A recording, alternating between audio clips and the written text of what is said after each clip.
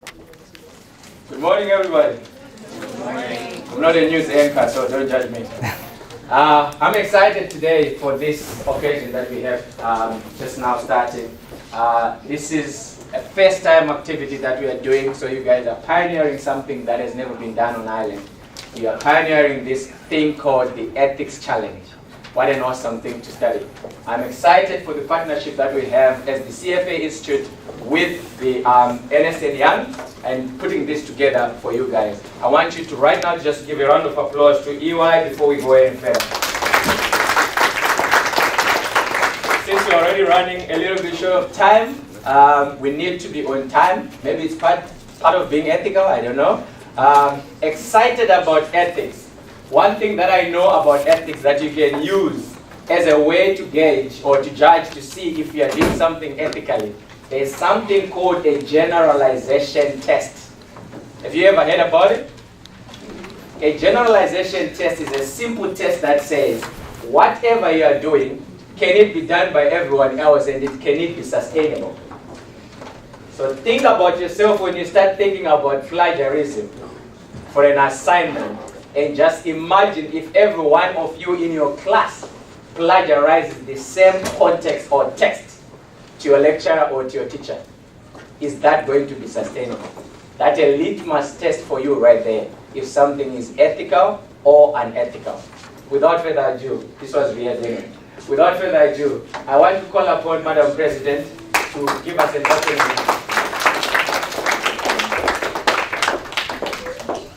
Thank you. And congratulations for being here as pioneers of our first Ethics Challenge. We're really grateful to CFA and to Ernst & Young for making this opportunity available to us. One thing that I would just suggest to you is that today is a competition, but I hope that you'll consider throughout your life, the challenge really is to make sure that you act ethically in everything that you say and do. If you're like me, you'll find yourself in circumstances throughout your life where your own ethical standards were challenged, sometimes in the workplace, sometimes by friends and family. At the end of the day, you're responsible for making great choices that serve you well. In fact, I'll give you a recent story. Someone said to me, I'd like to take you out to golf, Stacy. And he said, I never hire an executive without golfing with them first. And I said, uh-oh, because I'm not a very good golfer. And he said, the reason that I take someone out to golf is to see what ways, little, that they might cheat to improve their golf score. Important lesson. That was one of the most important things. He didn't care that much about anything else about me other than whether or not I was an ethical person. That is the one thing that you will have the opportunity to carry with you. So please practice today, but remember, this is practice for life, and there's no other professional standard that will define you more than your ability to lead ethically. So thank you, congratulations, and good luck.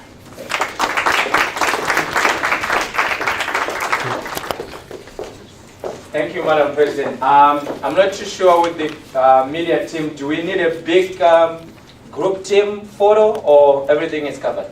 Thank you very much. Let me introduce the reigning team, the winning team from the Cayman Islands, the team that won the CFA Research Challenge for all the Caribbean countries to put up their presentation. Thank you.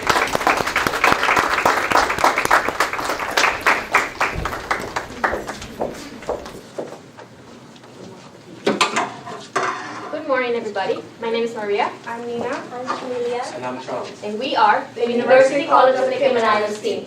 Today, we will present our analysis and recommendation on the Walt Disney Company, the leading producer and provider of internationally diversified family media and entertainment.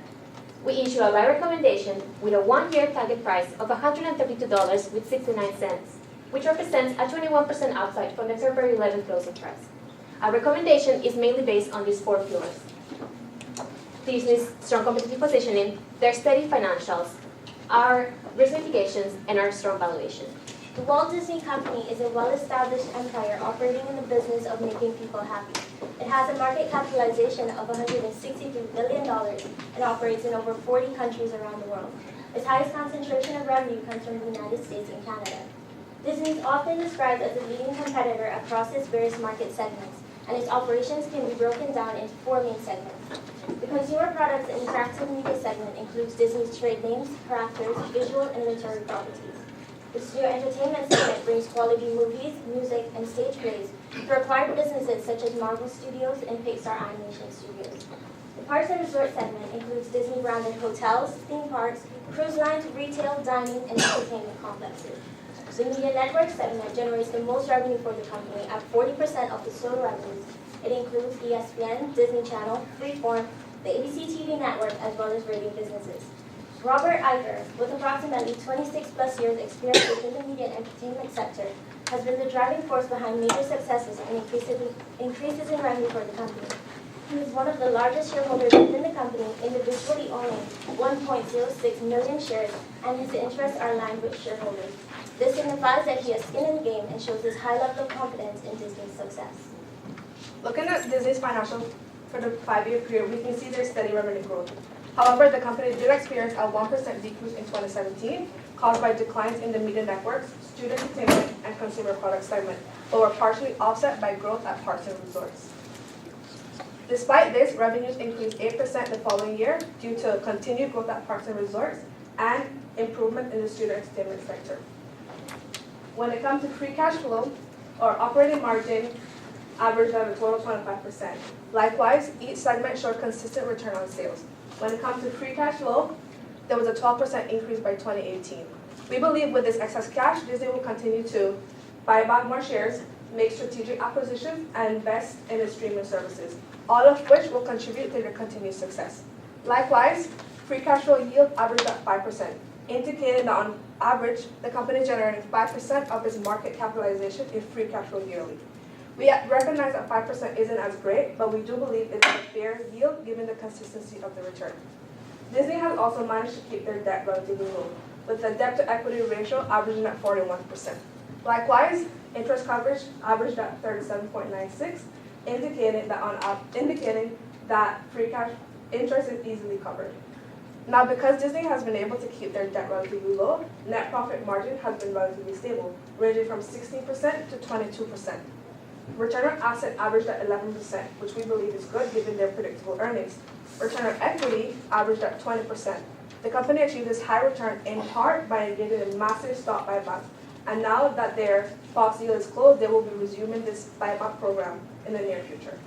Disney has an overwhelming amount of brand recognition, a very developed media franchise, and strong production capabilities, which makes it difficult for other companies to compete with them. With the acquisition of Marvel Studios, Pixar Studios, Lucasfilm, and the recently acquired Fox IP, the company now has rights to well-known content and characters that will enable them to consistently dominate the box office. In addition, Disney has more in store with their investments to bring forth and develop new streaming services. The company recently closed its 21st Century Fox deal at $71.3 billion, and with this acquisition, Disney's upcoming streaming service, Disney Plus, which is expected to be released later on this year, will have a wide range of popular content as it takes on Netflix. It will expand Disney's portfolio with some of the world's most popular characters and enable the company to position itself for a streaming-centric future. ESPN Plus, which is already up and running, is showcasing a positive impact for the company, as they have shown a significant growth rate in the short span of 5 months, which is an indicative that the service is a major success. With the completion of the Fox deal, Disney now owns majority share in Hulu, and management has indicated that they will be investing in more original content for the service, which is intended to help it to expand internationally. And management has also made mention of the possibility of bundling ESPN Plus, Disney Plus, and Hulu at a discount, which will make for a powerhouse streaming service. In analyzing Disney using the Porter's 5 forces analysis, we arrived at the model shown here. We found that the most important aspects were the threat of substitution and the threat of new entrants. Disney is a dominant competitor within the market. However, this does not eradicate the possibility of customers switching to other substitutes. Despite that, this is not a harmful threat as Disney's experiences are greatly sought after. The threat of new entrants is low as there are high-cost barriers to entry. In addition, Disney is very large and diverse and will require an exceedingly large investment to bring in and operate such a franchise. The Walt Disney Company, like any other company, has its fair share of risk. However, because Disney's conglomerate status, diversified business segment and business operation the Walt Disney Company has been able to mitigate several of these risks. For example, they have created a brand chain that expands over 3 generations and lowered their debt and borrowing ratio by a significantly large amount. Having said that, though, the Walt Disney Company still has 3 major risks for which it must offer mitigations. First, in the event of an economic downturn, that is a recession, the Walt Disney Company will expect to see a decline, or should expect to see a decline in its revenue.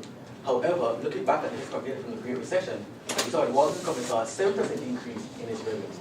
This indicates the Walt Disney Company is a very resilient brand, and its customers are so loyal to still buy Disney in a recession. Second is the increasing competition. This is given a high impact and high probability rating. However, Disney is a large company and its brand is very strong. And Disney also has the capability to acquire companies that will direct its operations and will make sure that a great profit in the future. For example, in acquisition of Hulu, ESPN, Marvel Studios, Pixar Animation Studios, and the newly acquired Fox, 21st Century Fox.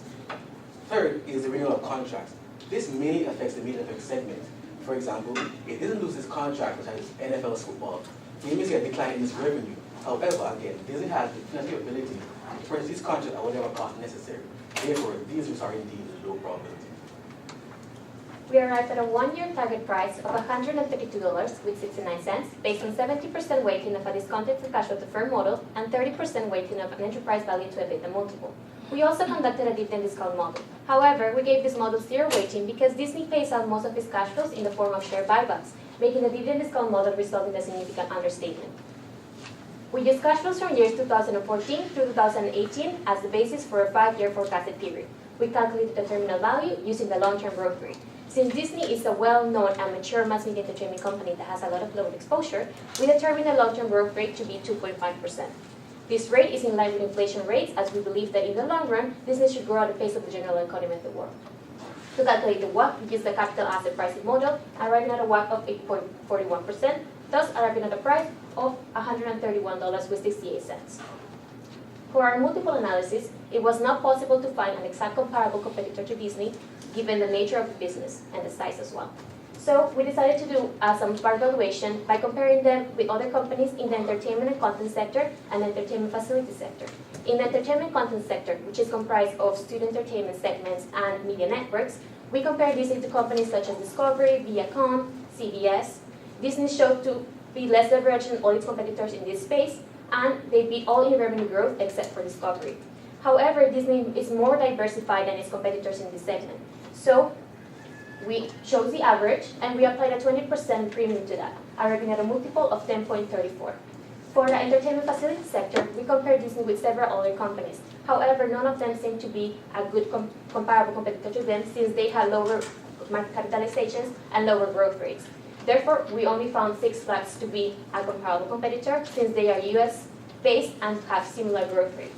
We arrived at a multiple of 13.22 and a price of 131 with 60. In summary, Disney is such a strong company. They have a lot of brand loyalty, and they have been standing for several years. We believe that with their strong competitive positioning, with their steady financials and their steady margins, they will contribute to investors in the long run. With all this said, we strongly support our buy recommendation. Thank you.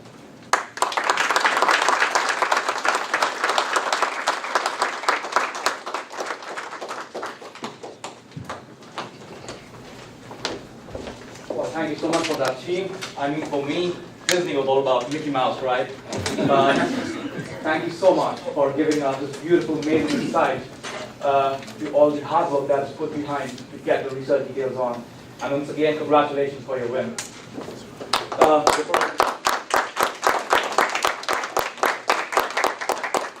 Thank you. At this moment, at this stage, we would like our panel of judges to be introduced, starting from left. Amy, if you could do the honors. Yep. Good morning. Congratulations on being part of this. My name is Dr. Amy Hubble. I'm an investment advisor here on Island at Helix Advisory Services, so I manage money for people for a living. I also bear no relation to this Simon Hubble within the case in terms of disclosure of conflicts of interest. I'm also a CFA charter holder and sit on the board of directors at CFA Society in Cayman Islands.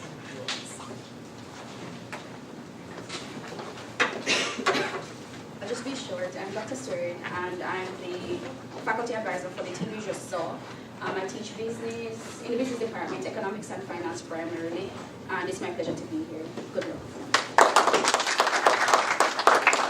Good morning, everyone. I'm Mark McLean, a partner with E&Y. Again, we are very proud to be and honored to be associated with this event and associated with the very first event.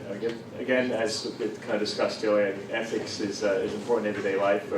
In our practice, ethics is a big part in ensuring there's trust in capital markets, there's trust in the general public. So a big part of my work is audit and advisory services to hedge funds, private equity funds, and pooled capital vehicles, which is an integral part of the economy here in Cayman. So again, welcome to the challenge, and we look forward to listening to presentations. Thank you.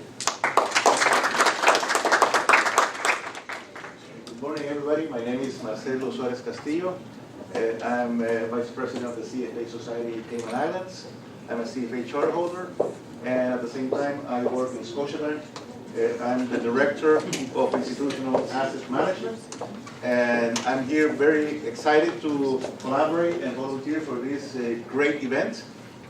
I think that ethics, credibility, trust are the pillars and foundations, not only of financial services, but all professional services. And so we have that moral obligation and that moral courage to uphold those standards in everyday life. So thank you very much for inviting me for this event. Thank you. Good morning, everybody. I'm Gamu Sai. I'm a chief analyst with CIMA. I'm a fellow with the Chartered Insurance Institute in UK. I'm quite happy to be here with you to discuss the subject of ethics. What I've learned is all professional bodies, they are striving to enhance ethical standards within their members. Just to give you a professional and a practical insight into the importance of ethics, what we do at CIMA, we analyze your history whenever you are applying or intending to be a senior officer or a director of a regulated entity that we supervise. So what that entails is we look at your history. We want to know your integrity, your honesty, and these are the standards that we'll be measuring you with. So it's very important in your daily life to be ethical, not only when you are being observed, not even when someone is looking at you. You just have to uphold the ethical standard. Thank you.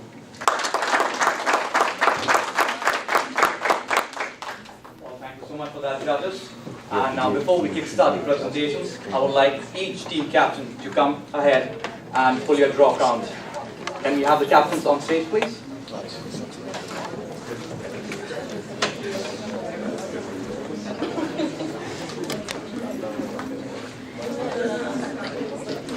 Can we please have a round of applause for all our captains coming?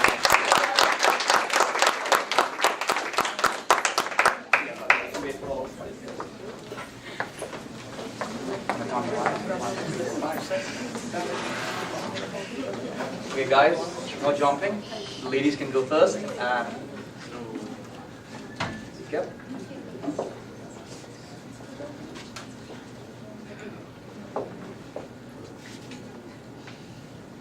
You guys can just jump in now.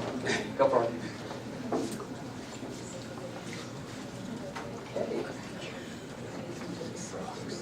Perfect. Can you all please reveal your ranks of how you guys are going to come ahead and present? So, number one. Can we have number one? There you go. Perfect. I think team captain from team one can please stay back and you can call your team in. And the rest, you guys can have a seat now. Thank you.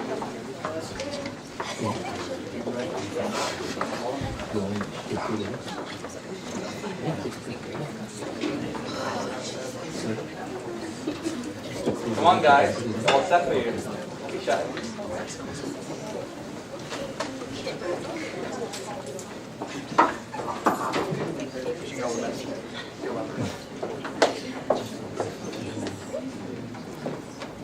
And judges, by the time the team is coming down, I'll just emphasize the rules again. We're going to have a 10-minute presentation round, the max of which they can take 10 minutes, followed by a 5-minute judging panel questions. So if you have any questions for them, rebuttal on what they have presented, we get 5 minutes to ask those questions. So 10 plus 5. And we have a timer. So at the end of 8 minutes of your 10-minute presentation, you'll see the timer which says 2 minutes remaining. That is the time that where you have sum up your presentation and be ready for the questions by the judges. Could I ask you to meet in between these two white? This side? Yes. There you go. All the best. Thing.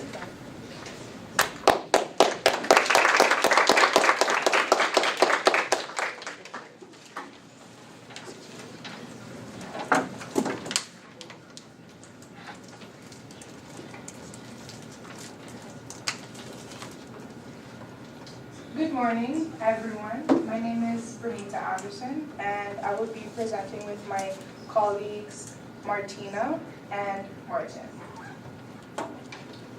I will be doing a summary of the situations, which is based off of the case study that we were given. Netherfield Bank is a full-service bank that is headquartered in the country of Namibia. Donna Mercer, Chief Financial Analyst, has been an equity analyst for the past 15 years. She has covered the stocks of companies and has provided reports in the financial sector. Recently, the economy of Namibia has experienced a severe recession in their economy, which has caused the financial sector to fall apart. Several banks have already failed, and it is feared by many that more will follow. This has caused investors to withdraw their deposits en masse from the banks. Mercer has been following the situation and has prepared a report on 5 of the banks. Mercer has been, sorry, I'm kind of nervous.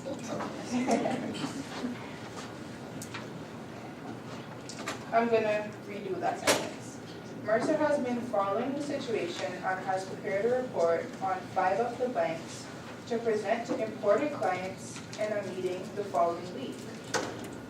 This report includes an update on recent developments, a decision of the measures being taken to stabilize the banking sector, updated earning forecasts, and recommendations for each bank.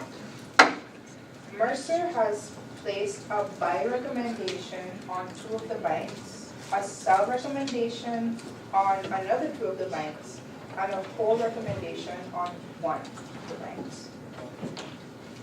After completing her report, Mercer submitted it for editing, internal revision, and approval. The day before her report is to be published, Mercer receives a phone call from Netherfield's Chief Investment Officer, Simon Hubble. Hubble basically disagrees with the recommendations on the banks that Mercer has included in her report. And he believes her buy and hold recommendations are not sound recommendations. In his opinion, she should change her report to include sell recommendations on all of the banks, as he says that the report, if published as is, will damage Netherfield's reputation due to the fact that she is issuing buy recommendations on bank stocks whose share prices are declining. He thinks it would be safer to place sell recommendations on the banks, at least until after the sector is stabilized. Then, he says, Mercer can change the recommendations on her report back to what she originally had. Mercer tells him she will review her work and take into consideration what he has told her.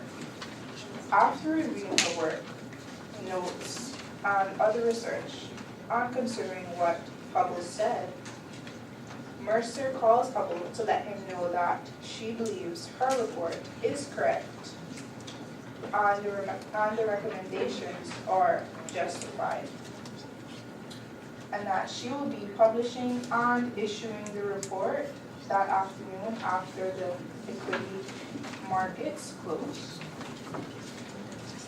Yeah, that's it for my side. Good morning, everyone. My name is Martina Burton, and I will be answering questions 1 and 2. So on to question 1. We believe that Mercer violated the CFA code. She did not violate the CFA code of ethics and the standards of professional conduct by ignoring Hubble's recommendations. Because she was doing what she was supposed to do, and she's been doing it for 15 years.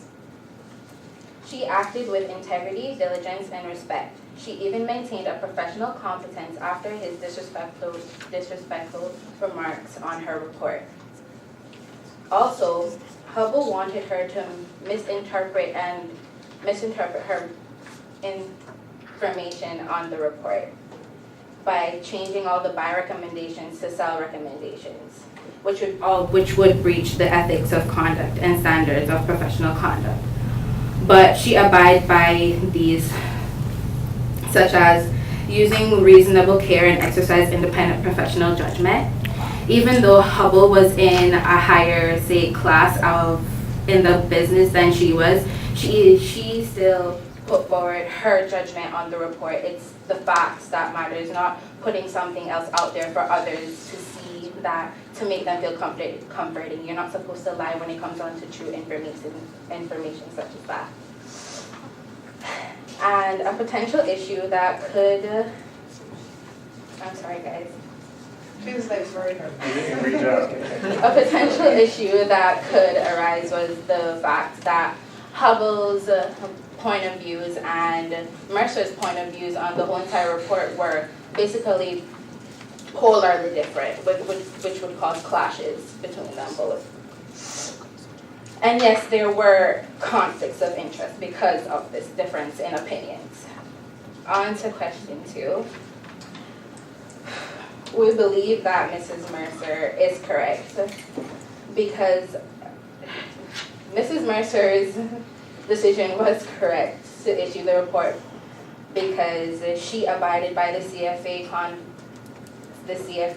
while she tried to find a solution to solve the problem rather than just to leave the banks,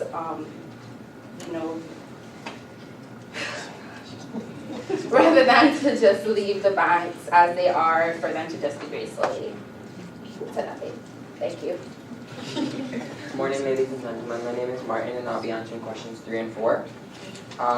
We believe that if Mercer were to change the recommendations on her report to justify the sell recommendations on all of the banks by adding a risk premium to the discount rate, and if she were to publish this report, she would be violating the CFA Code of Conduct and Standards.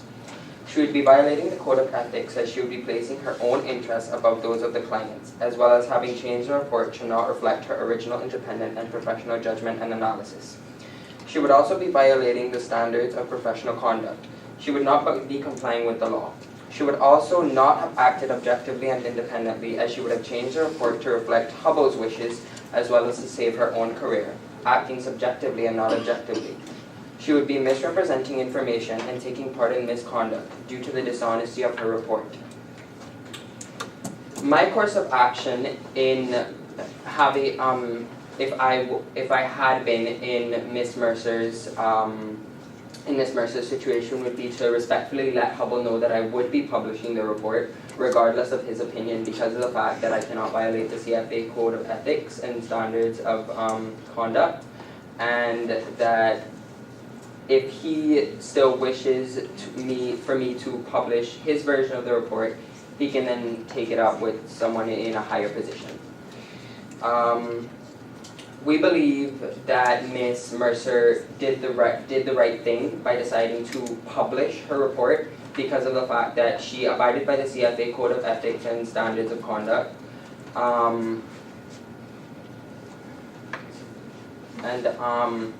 Because she did not allow someone else to change her professional judgment and her professional opinion. She stated the facts, and according to the facts and the research that she did in her expert field of study, she then came to her conclusions and did not allow someone else to change them. And she did not think of her own career. She thought objectively and published a report regardless of what could have happened to her career if she went against Hubble's recommendations. Thank you very much.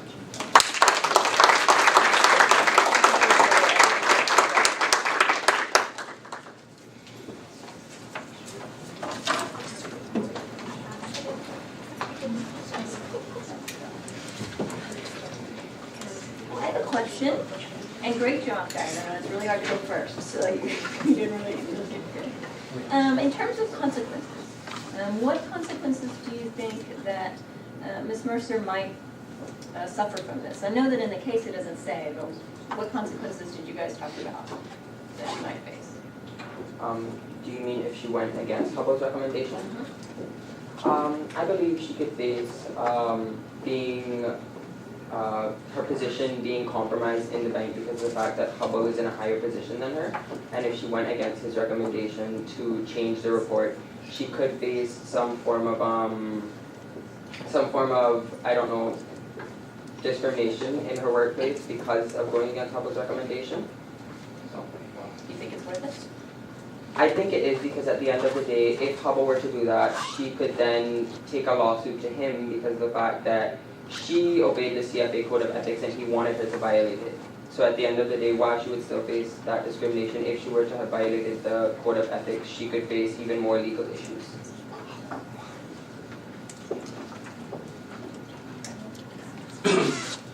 Maybe as a follow-up to that, if you were in that position, your boss has gone against you, what would you do after that?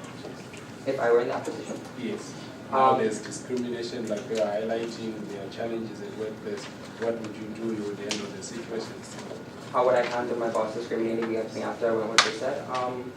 I believe I would report it to someone higher than that particular person, and then afterward, if it's not resolved by then I would have to take it to court. Good question.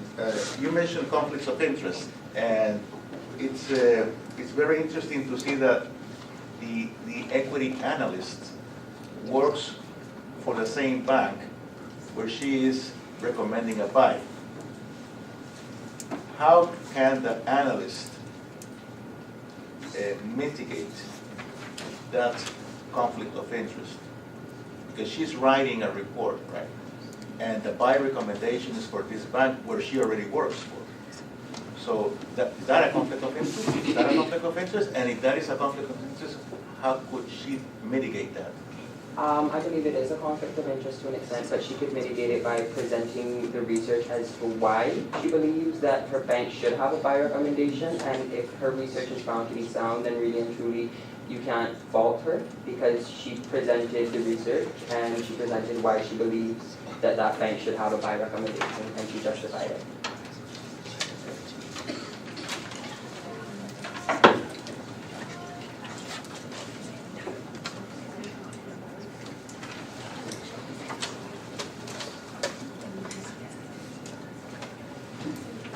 That's all from the judges. Thank you so much, Team 1.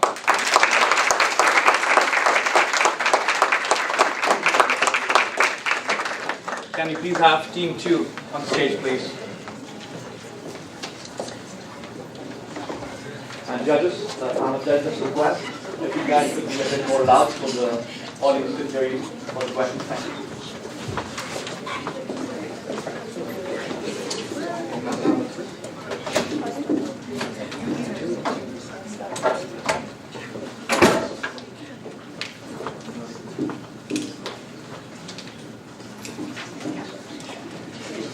Good morning, everyone.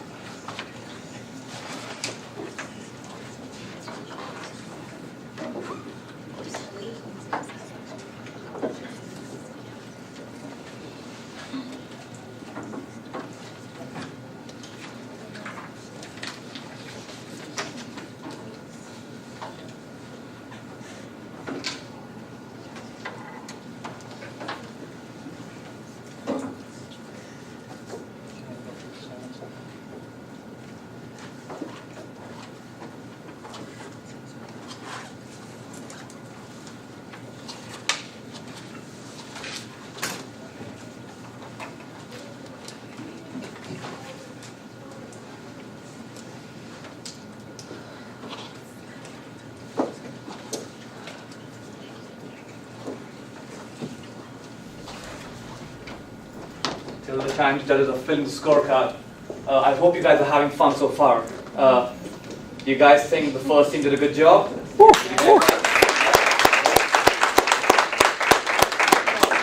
Well, this is team number 2, right? And we still have 5 teams to go after this. So hold on to your seats. You're going to have an amazing event going on.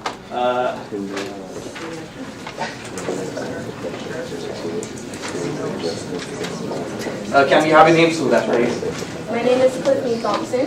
Okay. I'm Brian Taylor. And what grade are you guys in right now? Year 12. Year 12, both of you? Okay. And what are your major subjects? Like, what are your majors right now? Business administration. Both of you?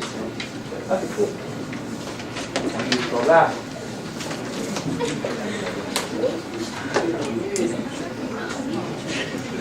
And that is on the 5 minutes. Why don't you tell me about your life in UCCI? What you do, any extracurricular activities over and above your business studies? What intrigues you, or what are you looking forward to post your grade 12?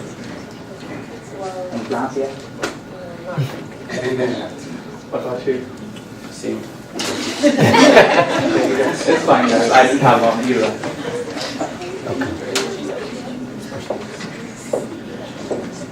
Judges, are you ready for team 2 now? Yes. Okay. Yes, all the best. Okay. So good morning, everyone. Let us reintroduce ourselves. My name is Courtney Thompson. I'm Brian Taylor. And we have one more group member, but she will not be here today. Leah Robinson. So in order to start, I'm going to start with a quick summary of the case study that we all read. So Netherfield Bank is headquartered in the country Namibia, which has recently been facing huge declines in trade and industrial activity. Banks all around the country have failed, and this resulted in investors taking back their money because once a bank closes, it is likely that they won't get back their money. Donna Mercer, who has been covering the stocks of the financial sector for the past 15 years as an equity analysis, has prepared a report which provides recommendations for the 5 banks she follows. Before her report be published, she received a call from Simon Hubble, Netherfield's Chief Investment Officer. Simon Hubble informed Mercer that in order to be on the safe side, she should issue sell recommendations on all the banks instead of what her initial plan, which was to sell 2, buy 2, and hold 1, and wait for the sector to stabilize. Mercer still plans on publishing her recommendation. Alright, I'll be answering number 1. Does Mercer violate the CFA Code of Ethics and Standards of Professional Conduct by ignoring Hubble's recommendations? Yes, Mercer did violate the CFA Code of Ethics and Standards of Professional Conduct by ignoring Hubble's recommendation. Reason being, the case report stated that Mercer planned to present the key findings of her report and explain the investment recommendation. For this reason, she did not meet with the clients before her justification, as she only had the intention of planning to meet with key institutional clients. Violation of CFA Code of Ethics and Standards of Professional Conduct. Mercer did not act in 1. A respectful and ethically manner by showing diligence and competence towards the clients and also prospective clients. 2. A responsible manner by placing her clients' interests above personal interests. A reasonable care to exercise integrity and viability of global capital markets that will benefit the society. 2. Other potential issues involve misrepresentation. Mercer, knowing that the economy is in recession, and taking such poor investment analysis. 2. Diligent and reasonable biases. And 3. Communication with clients and with prospective clients. She disclosed to clients and prospective clients significant limitations and risk associated with the investment process that is being taken. She did not disclose, She did not use reasonable judgment to identify which factors are important to their investment analysis, recommendations, or actions, and include those factors in communications with clients and prospective clients. Alright. 3. The conflict of interest. Yes, Mercer faced a conflict of interest because she and Mr. Hubble different aims are not compatible with those concerns of the capital market.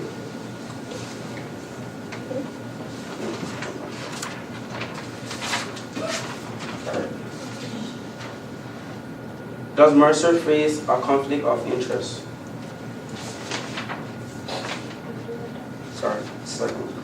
Was Mercer's decision to issue her report correct? Her report would not be correct. Why? Responsibilities of supervision.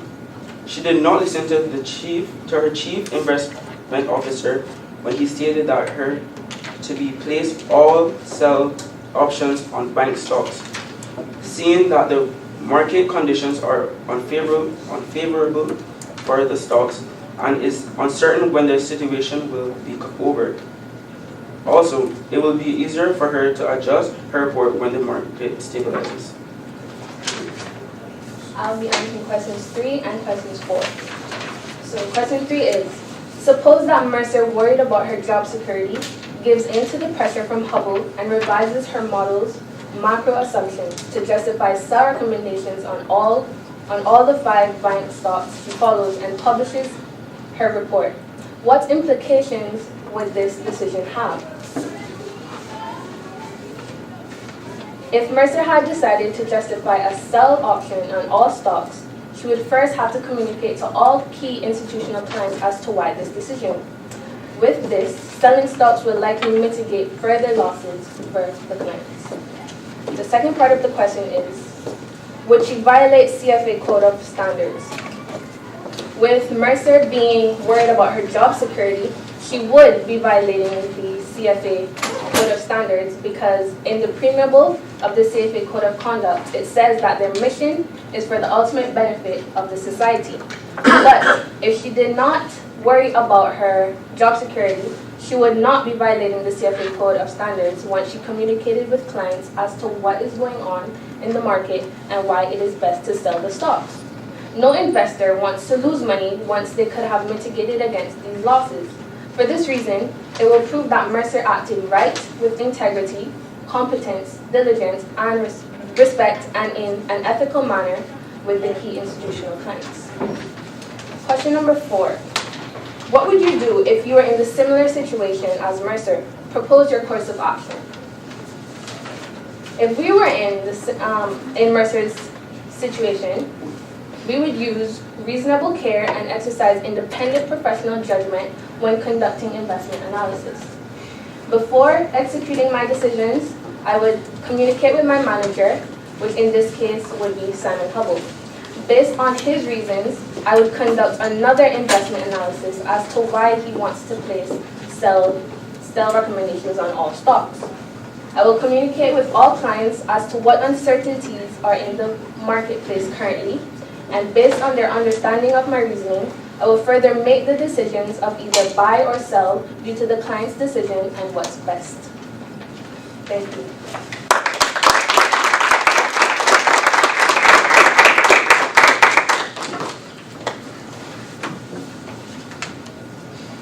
Question. Sir, answer to question 2.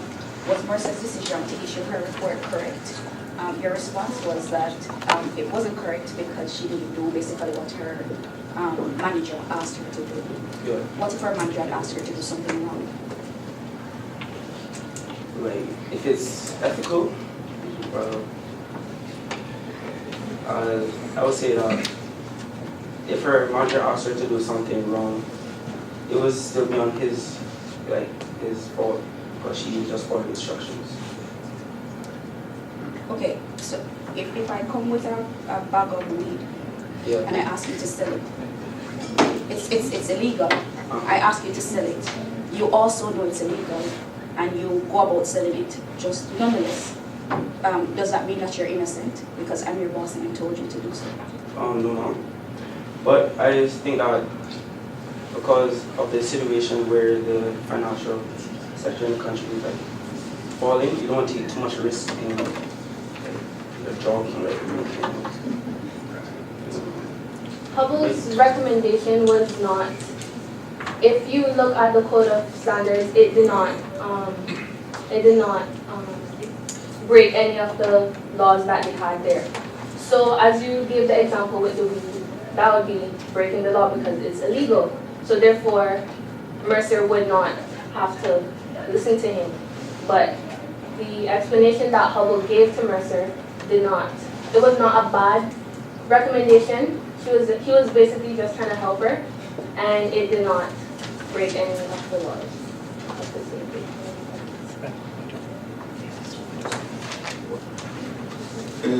What would you do if you're convinced that your boss, in this case Hubble, is obligating you to issue the sale recommendation? And let's say you go to the compliance department, and the compliance department says, go ahead because your boss says so. But you're not convinced, so then you go to the CEO, and the CEO tells you, go ahead, follow your boss, follow compliance, issue a sale recommendation. But you're still uncomfortable. What would you do? What should you do in that case? Should you follow the rules and the instructions of the CEO, the compliance, and your boss? Or would you stay loyal to your beliefs? Well, and what would you do? If what the chiefs and the CEO were saying, if their ideas weren't to benefit the society, which is what the whole CFA Code of Ethics is about, is to benefit the society. And if Mercer had a gut feeling that this is not going to benefit the society and I'm just not sure, I think she should have went with her own beliefs. And she could have also consulted with the clients as well, because it's their banks that are going in recession. So she should have went to them, see what they thought and stuff. Yeah, see what they thought and their recommendations.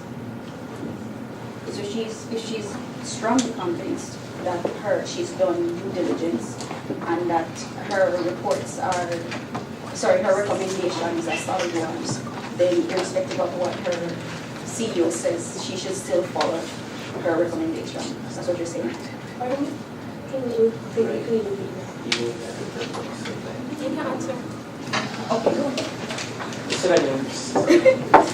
Okay, so I'm still on the fact that you said that she's incorrect, but not listening to her CEO. And then your team member basically said if she feels strongly about it, even if the CEO says go ahead, then she should basically just back out of it. But that's kind of conflicting. Which one are you saying? We're saying that she's wrong. That she did violate the code. She did. That's what I'm saying. One more question. So within the case study, it says that when Simon called her and said you should really change your recommendation, she didn't give him a response immediately. She said, we're going to get back to you tomorrow. She went away, looked at her models again, looked at her research again, and then gave him a response. Would have your answer been different? I guess do you think she would have acted appropriately had she just told Simon, I'm going to publish the report no matter what you say? Time.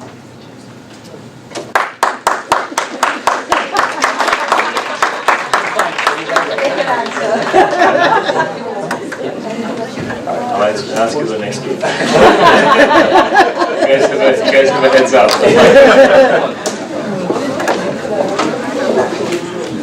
Thank you, Team 2, for the time to judge the story. Team 2. Let's talk about some fun facts. So, any one of you got a chance to be part of the royal visit? Did you go see Prince Charles and Duchess of Cornwall? I did. You did? How was the experience with it? Would you like to say something? No, it was pretty awesome. My daughter liked it. It was good. That's nice. Yeah. Did you guys hear about it? About the royal business here? No. Previously. Go ahead. That's team 3? Yeah. You give judges another 2 minutes. You guys can come and introduce yourself to them.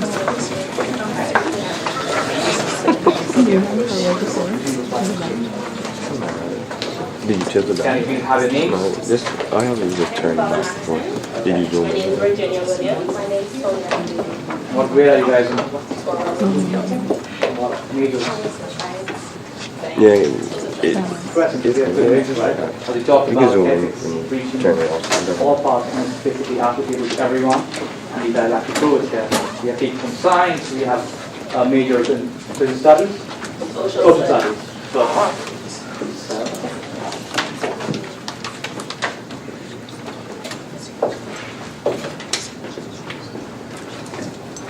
Are you ready for team 3?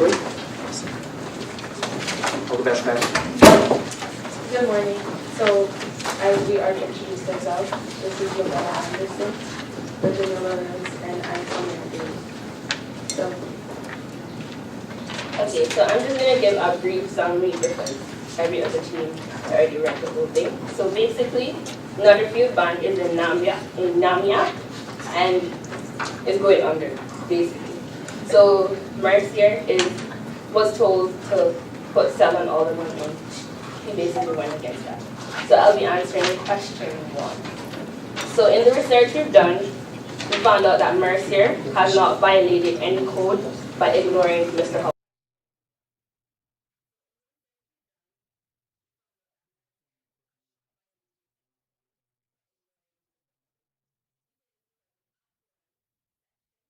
Are considered that reasonable can be expected in consideration their own, another's independence and objectivity.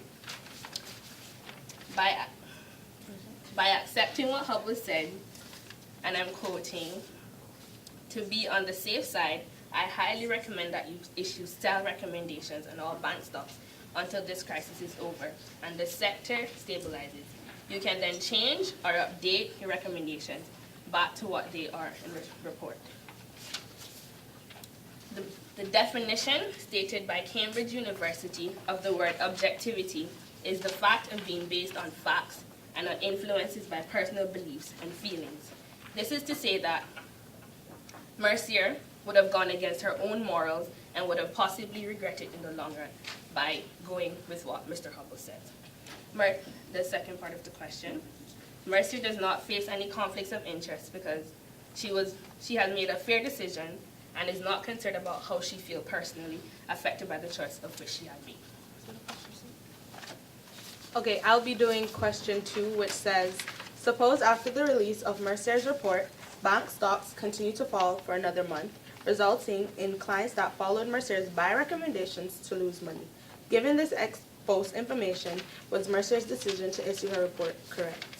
Okay, so in our opinions, Mercier's decision to issue her report was correct because if she were to issue sell recommendations or hold recommendations on the bank, then the investors would have still lost money, but not as much as they would have initially if they did the right thing.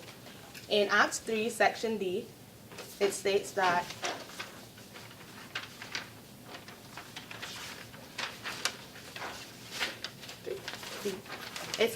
when communicating investment performance information, members and candidates must make reasonable efforts to ensure that it is fair, accurate, and complete. So, Mercier's job as an equity analyst is to break down investment opportunities and to try and pinpoint investment potential for each. Mercier saw potential in the banks in which buy recommendations were issued.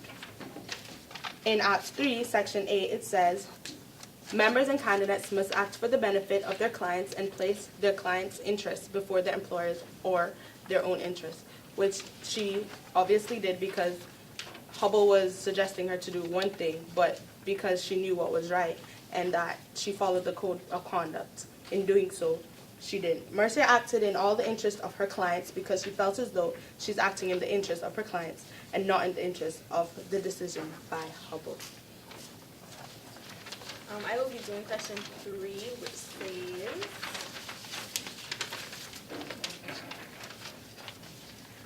suppose that Mercer are worried about her job security. Given in to the pressure from Hubble and revise her macros assumptions, for example, add a risk premium to discount rate she used in her valuation model to justify sell recommendation on all 5 banks she follows and issues her report. What implication would this decision have?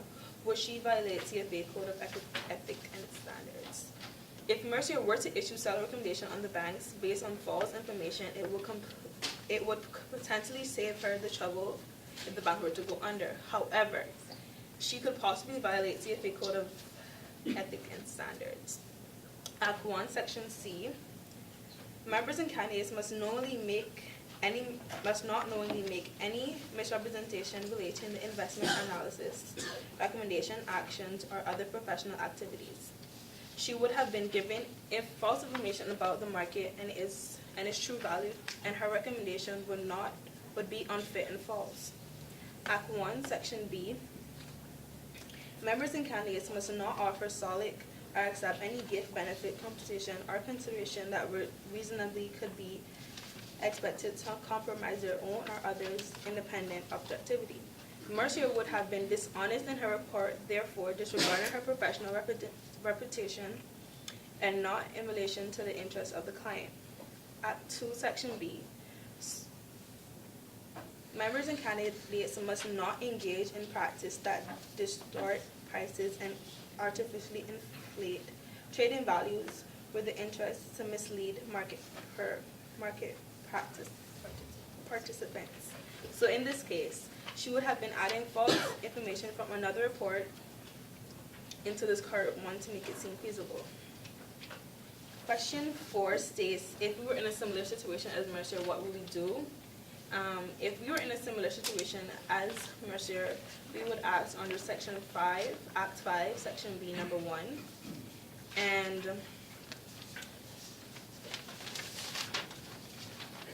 it says, disclose to clients and prospective clients the basic format and general principles of the investment processes they use to analyze investments, select securities, and construct portfolios, and must promptly disclose any changes that might materially affect their processes. Therefore, we would have a one-on-one with each client, briefing them and letting them know that the market value may fluctuate, which would potentially affect their investment.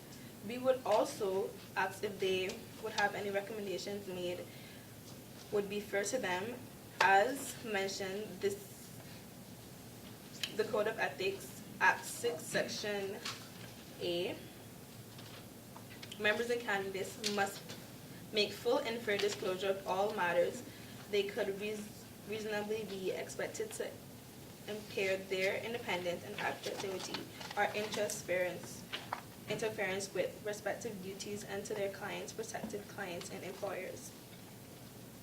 We also believe that nothing would be wrong with doing that. So because if she were to say to her clients, this is what Hubble said, but this is not what we're going to do, it would not be wrong of her to say what he said to her.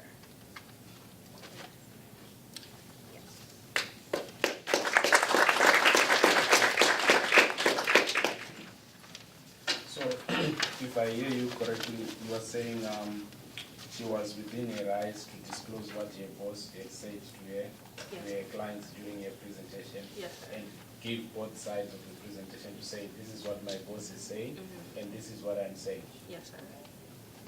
That's what you're saying, this is what she should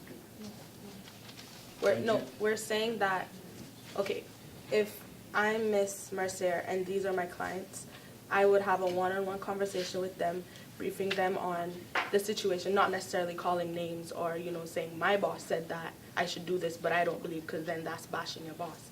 But we would have a one-on-one conversation letting them know that the bank is going under you have the option, whatever you think is fair to you, possibly even have a contract to say, okay, you agreed to this. So if the bank does go under, you can't say that we didn't let you know, or I didn't let you know. And then go back to Hubble and let him know that, you know, you had a conversation with the clients, they agreed to this, and you're doing it in the best of their interests, because that's what the bank is about. From where I was coming from is when you go to meet your clients, you are representing the bank, isn't it?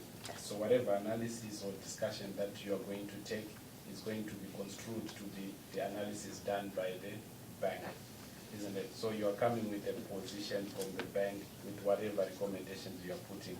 But behind that recommendation, there's a conflict between yourself and your boss where you are conflicted. You don't know whether to go with your own analysis or to consider your boss's recommendation, right? So when you then discuss with your clients, you have to be assertive in your recommendations because you are a professional, right? You are an investment analyst with 15 years of experience. So your clients, they are reasonably relying on your judgment or recommendations. But you're coming with a lukewarm decision. You are not even sure with what you are presenting. How do you think that was going to damage the reputation of the bank and the analyst itself? Because you are a professional, you are supposed to give reasonable and sound recommendations to your client. Don't you think she was going to be compromising? In our opinion, if we were in this situation, we not necessarily fully disregard Hubble's decision, but we would have gone with our mindset that, you know, we agree that the code of conduct is for the society. So we would have gone to our clients with that in mind, knowing that we believe something, and even though Hubble gave us that, we know that we're for the clients, if you get what I'm saying. 'Cause, like, I don't know what I'm saying.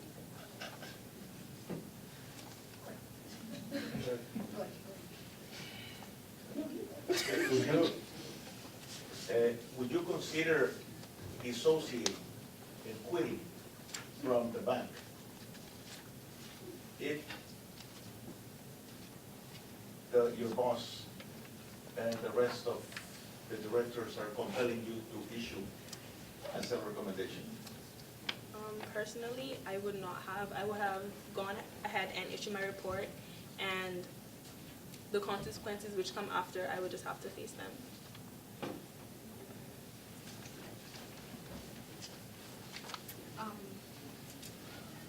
So our question. Mercer, she did her research and she gave a recommendation for the most part. And then her boss calls her up and says, hey, you're crazy.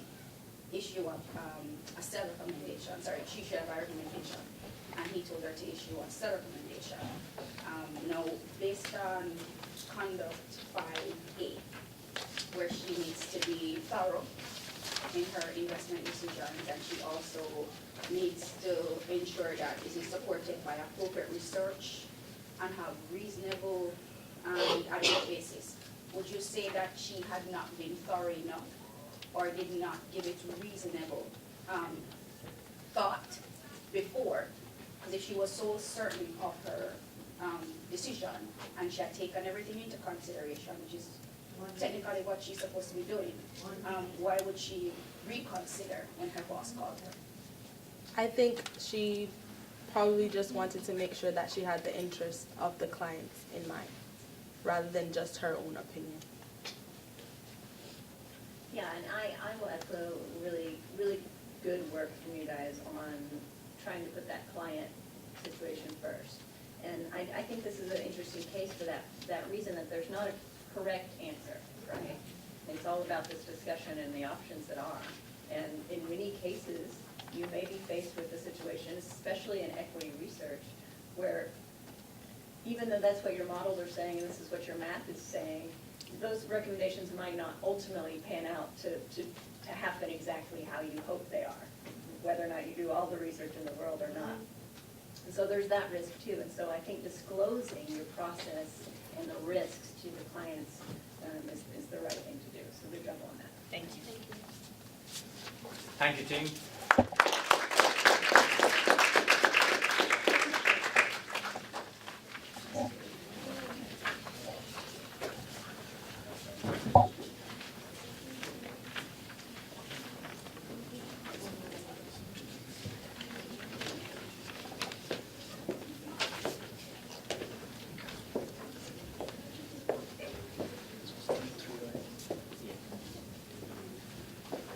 Team 4, are you guys ready? Can we please have you on the stage? Until then, let me take this moment to talk about our sponsors, EY. We have the EY Scholarship that is currently available, the due date being April 15th. It talks about financial support to help you achieve your dreams. I have these pamphlets on the table on the left side. If you have any questions, please feel free to ask our EY sponsors at the end of the event. Thank you.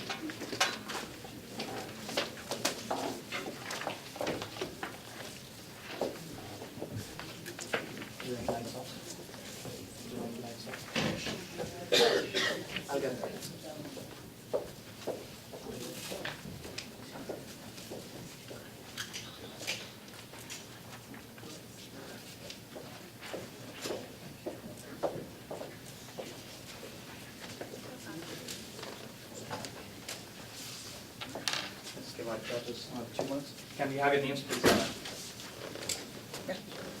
Good morning, all. My name is Tiffany Gilbert. These are my colleagues, Charles over here and Aaliyah.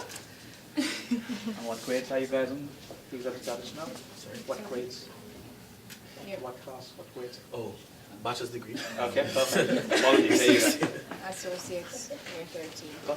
And associates of art in business administration. Sure. Thank you so much. Judges, if you're ready, Team 4, your time starts now. All the best.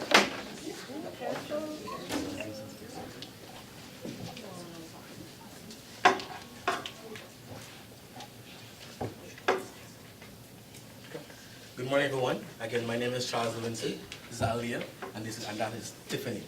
We're here to present on the case study given, and we won't be going over all the details as everyone else did. We're going to point out some main key points. In this case, there are 4 moving parts. First is a free fall of the economy. Second, Mercer's report. Third, Hubble's reaction, and the client's potential profit or loss. First, economic free fall.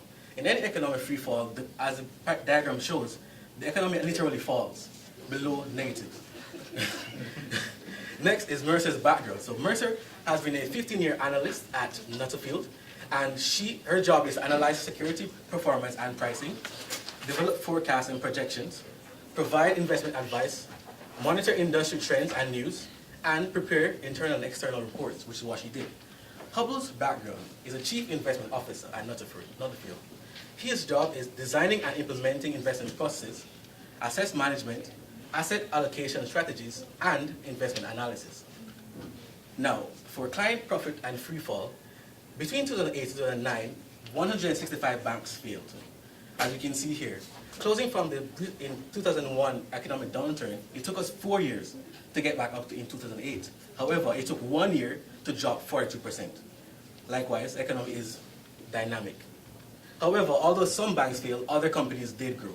For example, McDonald's grew 8.5%, Ross Stores 17.6%, Walmart 20%, Dollar Tree 60.8%.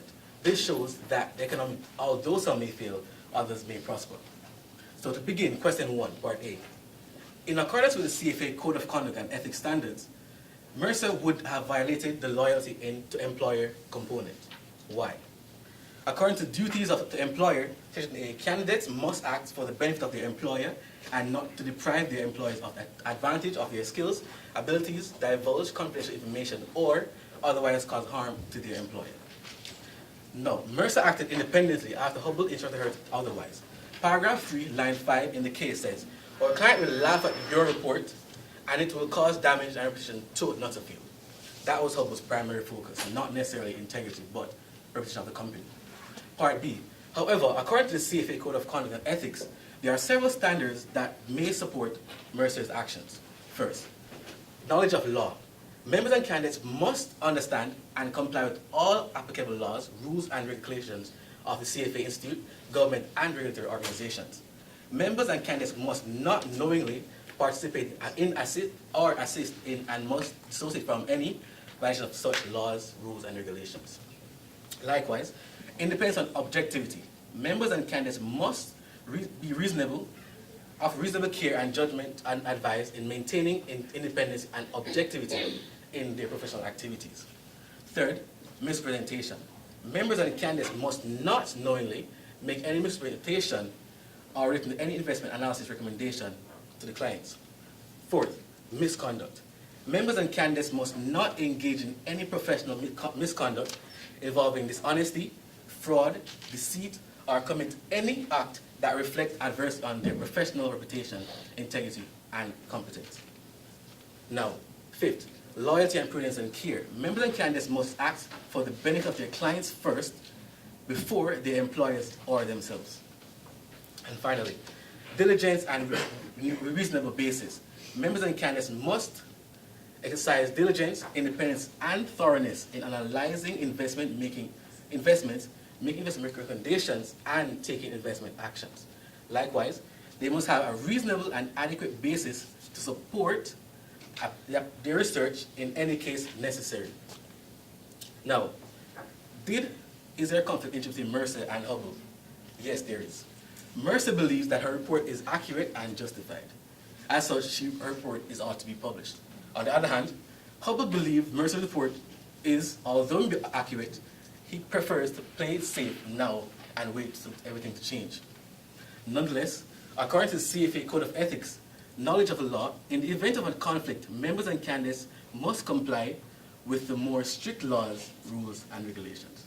So it's not about debating between themselves, but basically following the actual law. Mercer decision, so number 2, Mercer decision for the report. I believe that Mercer's decision was correct, even though her timing could have been adjusted a bit. She wasn't incorrect in publishing the initial report that she wrote, because Mercer, as in life, Mercer's the recommendations and selling the bank stocks is all about chance, assumptions, and predictions. Mercer has 15 years of experience in predicting and analyzing, and she used those skills to make what she thought was the best recommendations for the 5 banks.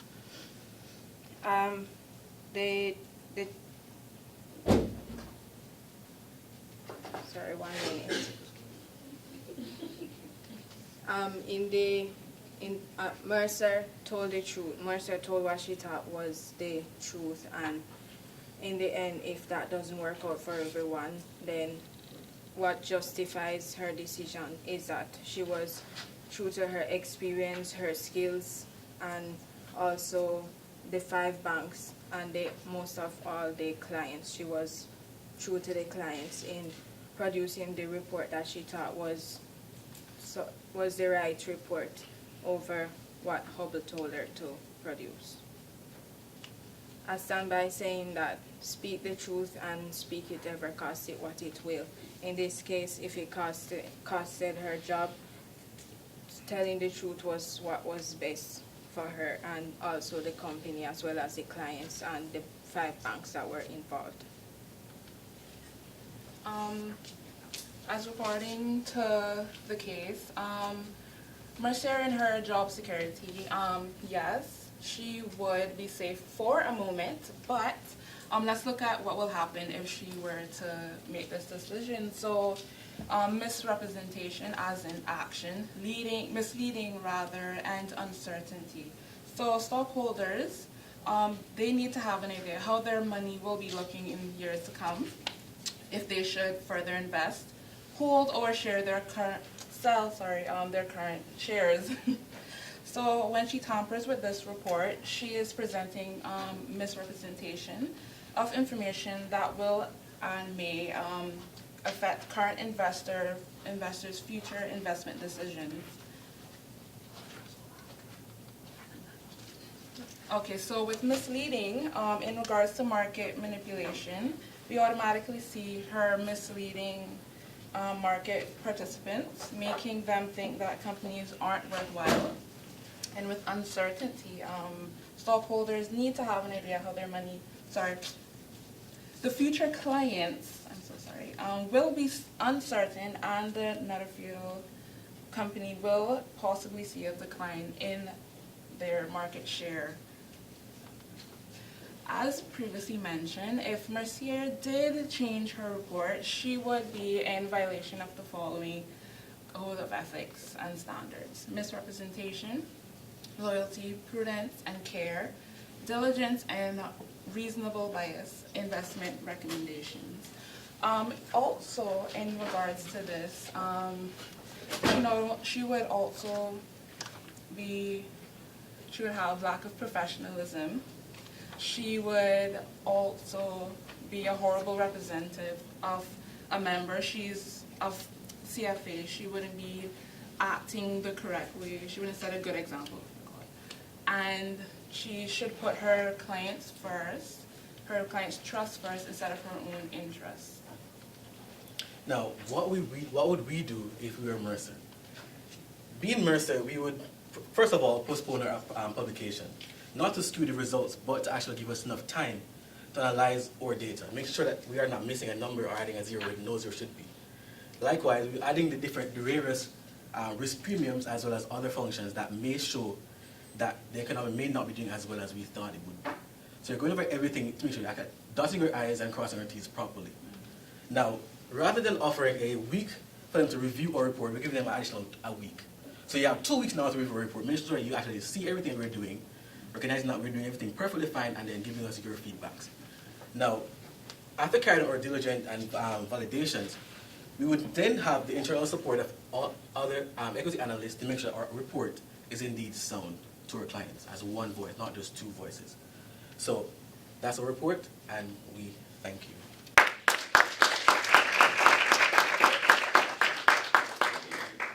So if you go back to your recommendations, recommendation number 1. Yes, that one. As you know, investments, they are real time. A position that you are this second can be different from what you are in the next minute. So the economy is continuously falling, and obviously investors, they want to make decisions now based on what is happening to protect their investments in the future. Would you think it would affect your clients by postponing publications because they are waiting for your advice to make decisions now, and any postponement will kind of jeopardize their positions? Would you think it would be a feasible recommendation to postpone because they really need to protect themselves because the economy is still going down? What's your comment on that? Fair question. And that's a good question to ask. So for the current investors that we do have, we'll tell them what we're actually facing. They actually look at the economy. If it's going down, is it looking bad for you guys or what? They have the option to choose between waiting another 2 weeks, another week, or actually investing at the present time. We'll give them options.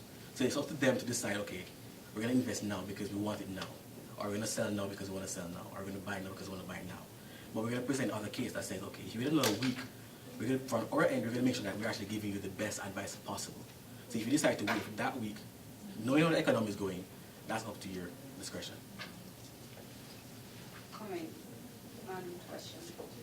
So I'm gonna say that I think you did a pretty good job of just reiterating the standards. I noticed that you weren't even reading what the standards were. So you did a pretty good job, and I think you're probably on your level 1 of the CFA exam. But I wanted to ask you, is the conflict of interest the fact that they had a disagreement, or was it the fact that she worked for one of the banks? So in doing the analysis, we focused on mainly on the overview, which is what was presented in the case, not necessarily her bank's employment. But it's a good point to raise, and she may have biases in presenting her case, which may have been a weird thing because he's telling her to sell, but she's saying we can buy possibly or hold what we currently have, which shows that she's being more optimistic or being a bull in the market per se, rather than being a bear in the market. So in that case, even though she may have biases, she's presenting the actual fact. She could have said, okay, let's buy our stock and sell the rest. But no, she said, okay, let's buy 2, sell 2, and hold 1. She was being very objective, I think, in what she presented. Exactly. Comment question. I think what you mentioned as far as consulting with others, whilst I think it's a good suggestion. I think it's always good to consult with other analysts. Pragmatically here, the challenge may be the delay of the report given investors wanting to take action. If you consulted with others and say others said not buy or sell but hold, what would you do if you were in Mercer's position? I know it's not the case there, but I'm just interested. I mean, it's very binary. Right. In that case, we have to look at the facts. If everyone is saying the opposite of what we are presenting, then it means that we're probably saying something. Or we're probably being too very optimistic and overvaluing these stocks when we really should be undervaluing these stocks. So in that case, we'll weigh the options, balance the scales, and see which one best suits our clients as well as our company. So may probably change if we believe that it's actually worthwhile changing our recommendation. Would you go back to your models and research? Yes. Okay. You mentioned that CFA charter holders would be subject to following the laws in the country, which is a great rule for us to have. Do you think any laws were broken? What do you mean by that? So in this case, I'm not exactly sure of the details of what the laws are in Cayman regarding to these investments, but there may have been a few that were invested. Because first of all, you cannot misrepresent information to anyone, irrespective of what you're doing. Whether accountant, financial analysis, school students, everywhere you go, you cannot misrepresent information. So that's just the case, right? Even in your daily life, you cannot tell someone you have $100 to pay them, but you only have $20 to pay them. You cannot misrepresent information in any case necessary. So I think there may have been some breach, but exactly which one they breached, I'm not sure. If your analyst colleagues say, go with the sell, but you're convinced it's a buy, what would you do? And they have to convince me first. So they cannot say sell and I'm just taking. So tell me why you say sell, tell me what you use, tell me your numbers, show me what you did, show me where I went wrong, and I can, if they have proof, then sure. Time.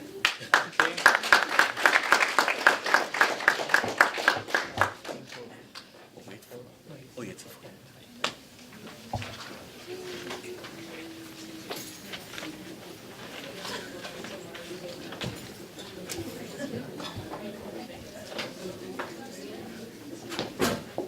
Well, thank you, Team 4. That was indeed a great presentation. Team 5, are you guys ready? Come on up.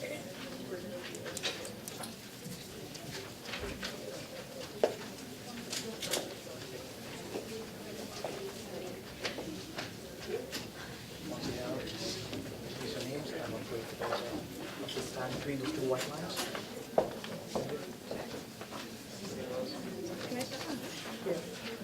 Can you have your names, please? Can you introduce us? Okay, I'm Mario Sivaha, and these are my teammates, Grafton James and Maria Lewis. What grades? What lectures or bachelor's or grades? Oh, associates in business administration, sorry. I'm doing social studies. And my associates is in accounting. Okay, perfect. Judges, if you're ready, we'll start. All the best, guys. Good morning, everyone. As Mario already introduced us,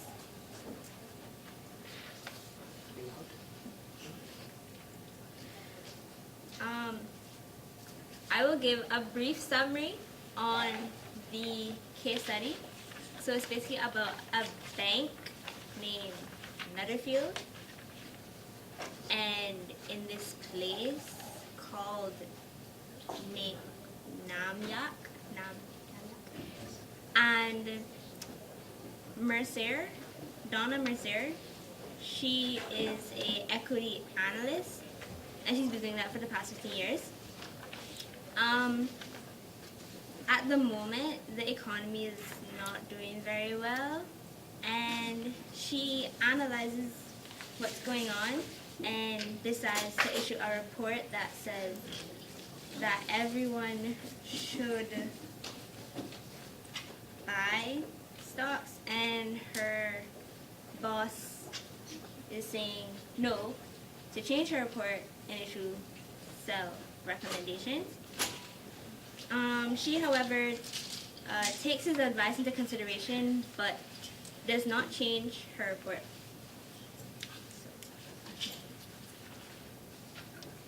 Okay, so I'll be answering question 1, which is, does Mercer violate the CFA Code of Ethics and Standards of Professional Conduct by ignoring Hubble's recommendations?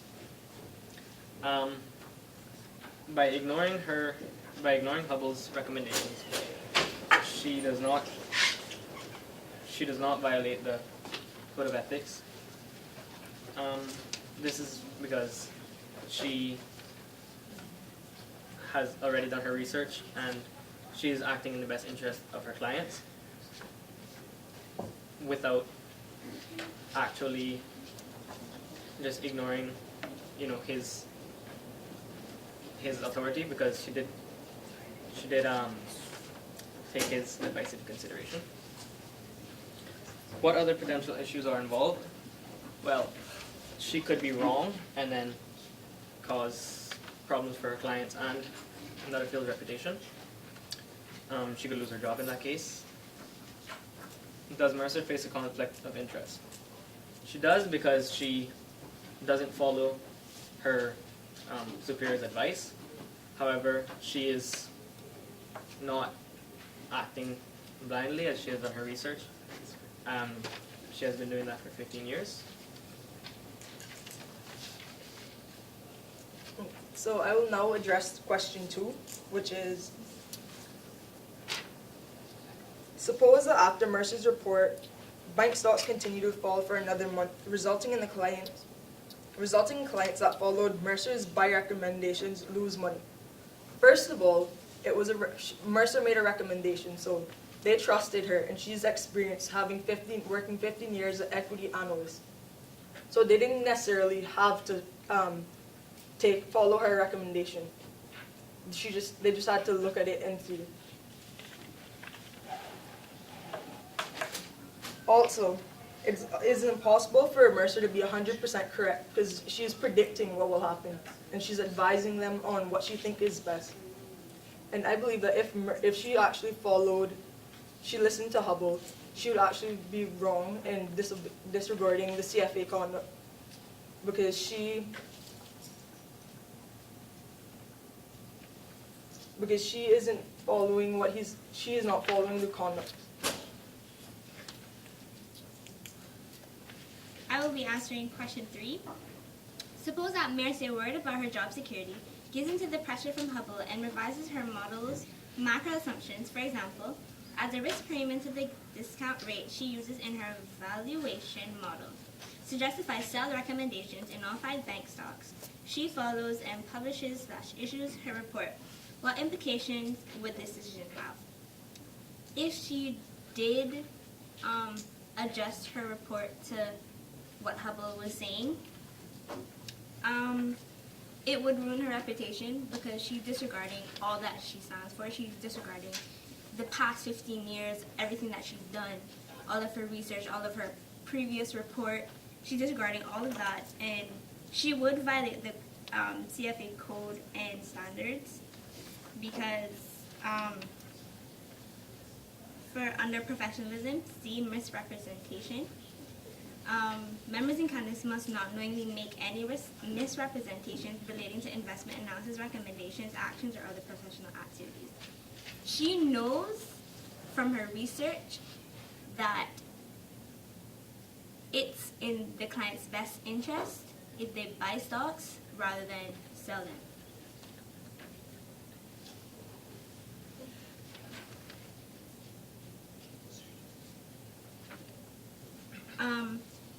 Also, misconduct. Members and candidates must not engage in any professional conduct involving dishonesty, fraud, or deceit, or commit any act that reflects adversity in their professional reputation, integrity, or competence. Yes, so changing her report would be being dishonest and fraudulent. And under the Code of Ethics, members of CFA Institute and candidates for CFA designation must place the integrity of the investment profession and the interests of clients above their own personal interests. Even if Hubble threatened her about her job, she must not put that above everything else. That's not her place. It's not about her. She's not the only one living in the world. It's everybody else, and she has to look out for everyone else. For responsibilities as a CFA Institute member or CFA candidate, conduct as participants in CFA Institute programs, members and candidates must not engage in any conduct that compromises the reputation or integrity of the CFA Institute or CFA designation or the integrity, validity, or security of the CFA Institute programs, which is basically everything that they say. So yes, I don't believe that Mercer's job security is a problem, because according to Hubble's, what he said to her, he didn't imply that she would lose her job. If anything, he was just he was doing his job. As the chief investment officer, his job is to limit risks for the bank and all of that.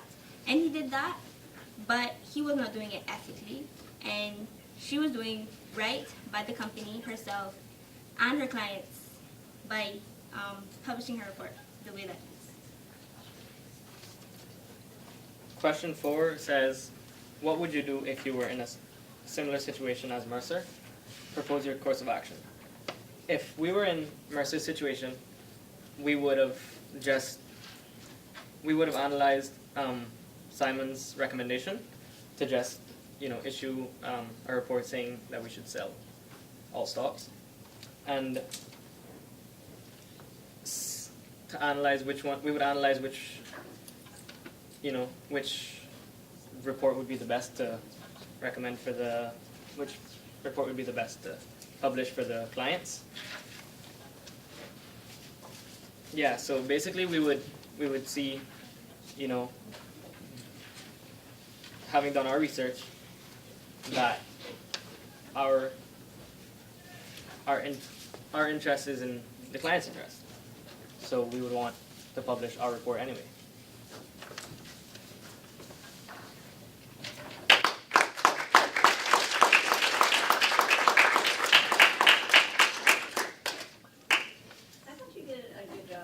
Giving Mr. Hubble a little bit of justification. I mean, we assume that he is the director of investments for a reason, and it does not mention that he is a CFA charter holder, but I'll put it back on you of what if it said that Mr. Hubble was a CFA charter holder and her direct boss?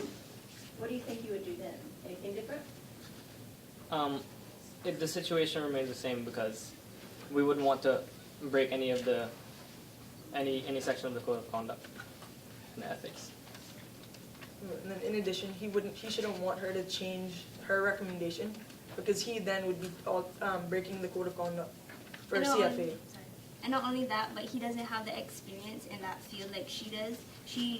Her job is to literally analyze the economy, and that's what she did. And he doesn't have that kind of background to say that she's wrong.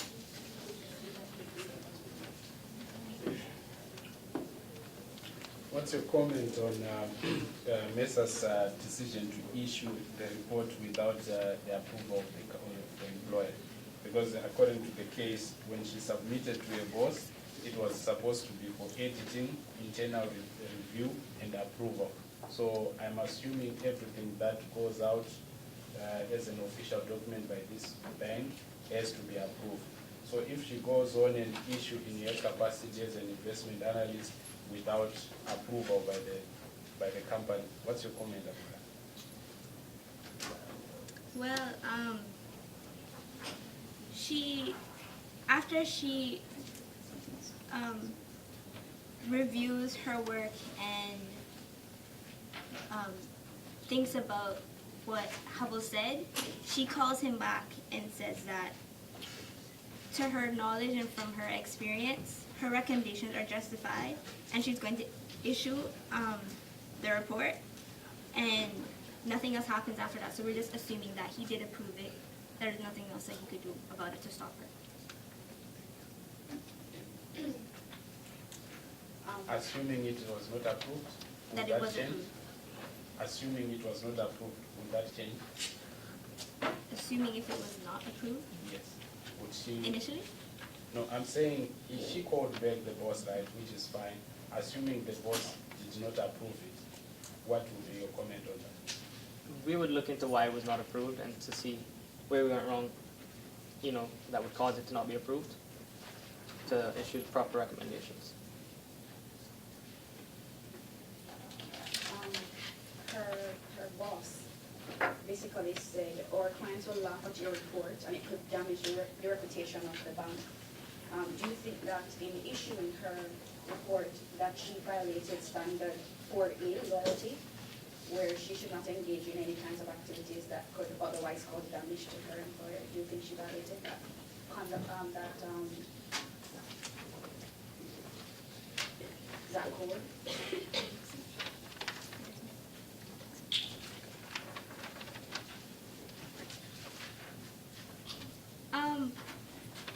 We don't think so because they must act for the benefit of their employer, and he may be her boss, but she's working for the bank. So it would all have to be not what's best for him, Simon Hubble, but what's best for the bank as a whole, which would benefit him in turn. But he was concerned about the reputation of the bank, so. Okay, so in that case, she would want to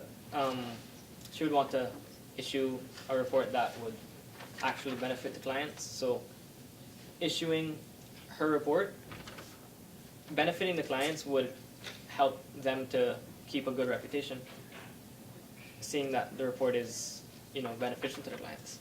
So ignoring his report would, benefit the bank and help them keep their reputation up. 30 seconds. Would it be more importance to benefiting the client or benefiting the bank? Well, okay, so benefiting the client is the purpose of the bank, because without benefiting the clients, they wouldn't come to the bank, So benefiting the client is the goal. If you benefit the clients, you benefit the bank. That's what I was going to say. Marcella's hiring after this.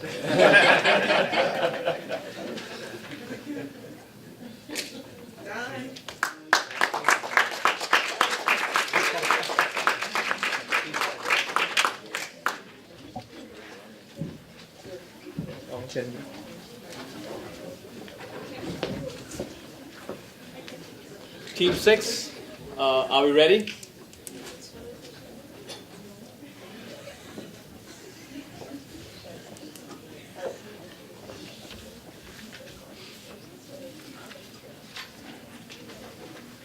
Presentation.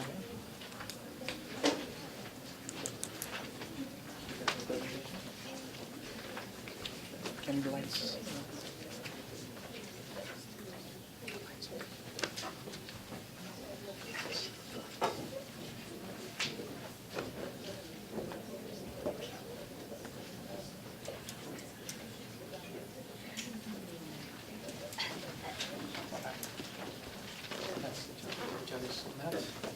Judges, are we ready? All the best, guys. Thank you.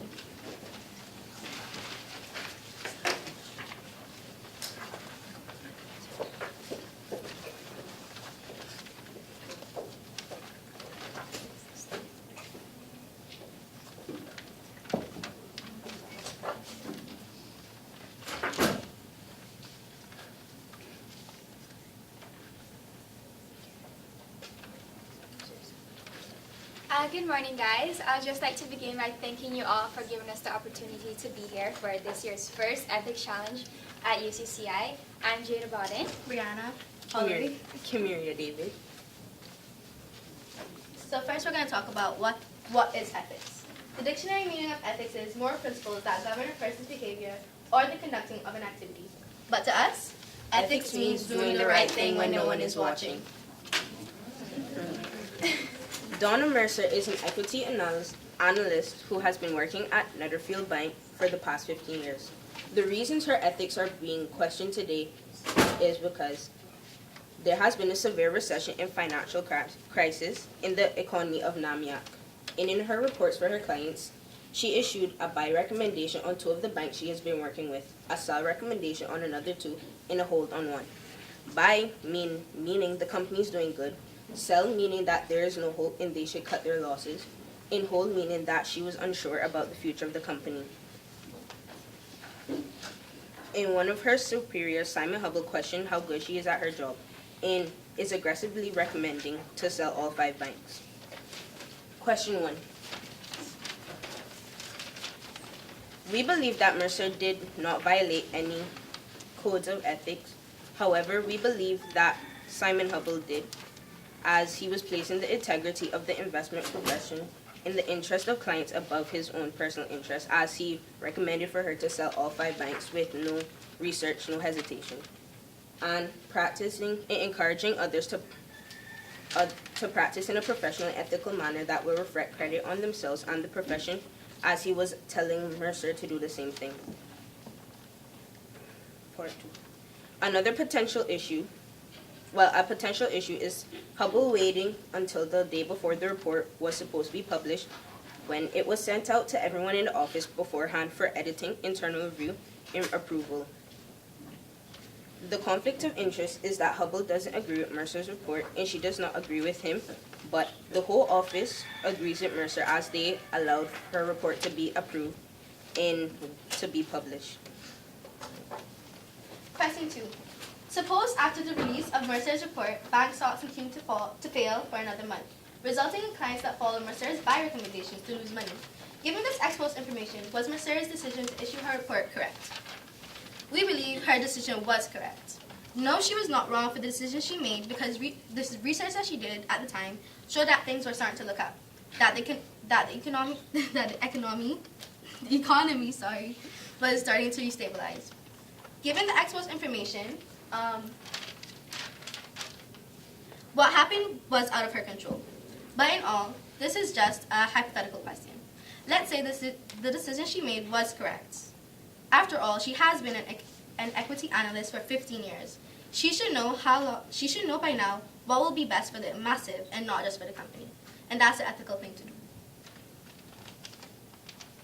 So question 3, my response to this question is that the implications that her decision would have are, part 1, her report possibly not getting approved, as it would question her motives, such as her changing her report so abruptly, changing it the day it was due.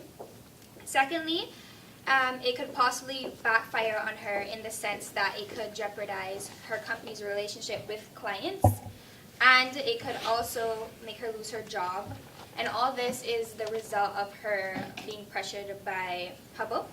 If she went through with this decision, some of the CFA codes and standards she would violate are in section 1, A, knowledge of the law, B, independence and objectivity, C, misrepresentation. And also some codes of ethics she might have violated are bullet point 3, which reads, use reasonable care and exercise independent professional judgment when conducting investment analysis, making investment recommendations, taking investment actions, and engaging in other professional activities. Also, bullet point 6, maintain and improve their professional competence and strive to maintain and improve the competence of other investment professionals. Question 4. If we were in the same position as Mercer, then we would do the exact same thing she did, because if we were in her shoes, we would have 15 years of experience, and plus, Hubble waited too late to voice his opinion. However, we would send out a report about Hubble in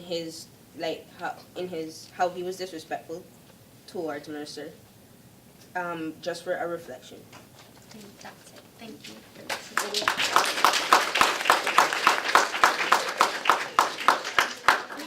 Oh, sorry. We have an example. We have point. One example of how ethics were challenged is was the downfall of the economy in 2008, where an older generation in the USA made bad investments that costed them their houses, savings, and tarnished their credit score. I know this almost firsthand because my grandmother was one of those who fell for this devastation, and to this day, she's still trying to raise her credit score. And for the three of us, another example of how our ethics were being challenged is when our friends asked us to play dominoes at school, even though it is not allowed, and just because they need one more player, they questioned us and they tried to play for us to play. So thank you. Thank you.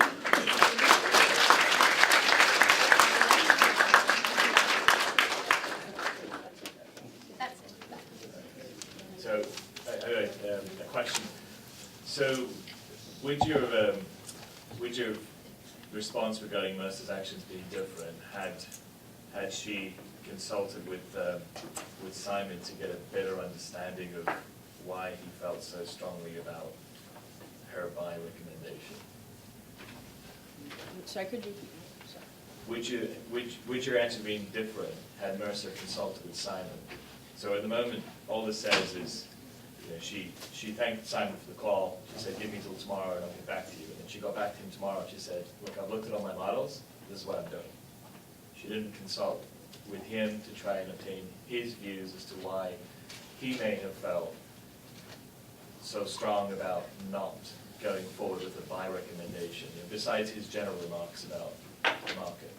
Well, for us, our interpretation was that she sent out her report internally for reviews and for everyone who works there to have to voice their opinion. And even though Simon Hubble was one of her superiors, he waited till the day before, and that was not giving her enough time to complete another research on what he wanted her to put, reasons on why he wanted her to put a side recommendation, because she's been doing this for 15 years, meaning that She has a lot of experience. Yeah, she has a lot of experience, and I'm not saying that he doesn't have a lot of experience because he's the chief investor in what he does, but this is her profession. So yeah. So, given the fact that there's, I think you're in a recession, and we expect a little bit more volatility, given the fact also that she's strongly considering buy recommendations for to and hold, and you guys clearly define what buy, hold, and sell mean. Meanwhile, Simon is saying sell, even though he didn't quite provide any much details as to why he wanted a sell recommendation, outside of the fact that we're going through a recession and 2 banks have already failed. If you were in her position, would you then issue a hold on all? If I was in her position and knowing all of the research I have done, I would just go through with my plan, and I would talk to him about it and say, well, the research I have done suggests that it's like starting to look up in, yeah.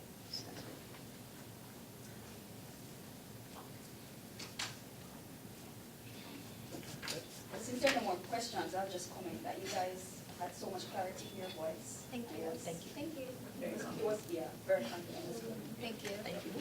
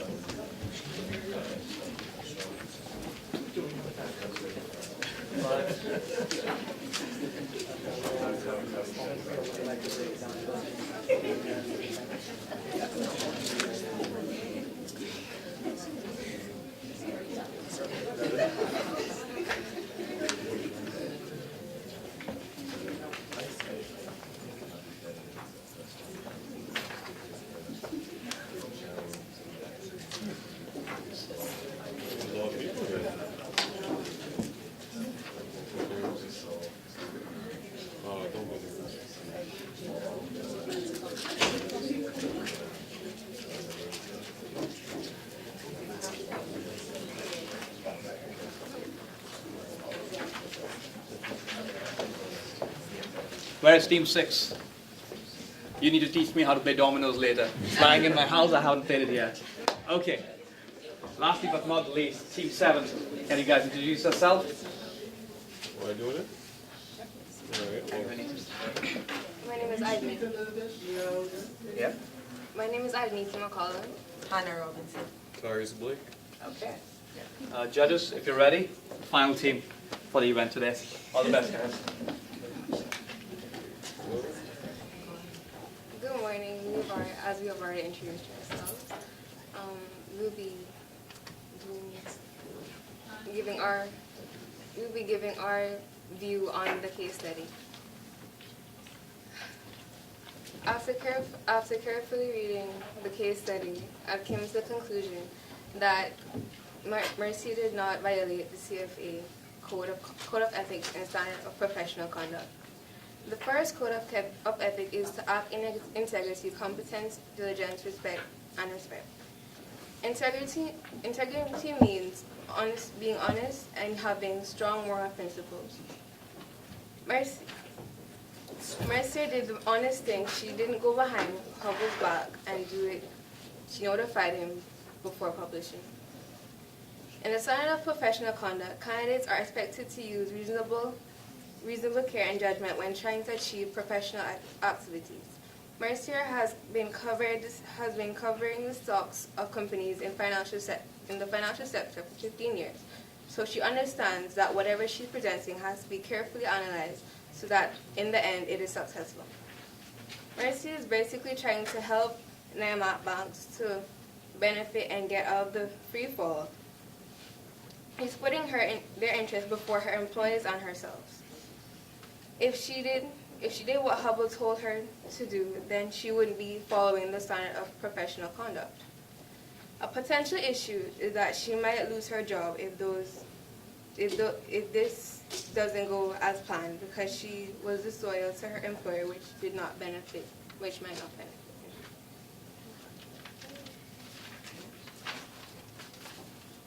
Mercy faced a conflict of interest, though, because her decision interferes with her duties to the employer and her clients. So in conclusion, she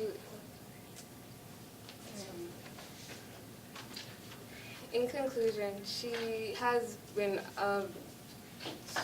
working for CFA for 15 years, so she's obviously qualified and was put in that position because she has been trained and they realize that she has the potential to carry the own business further.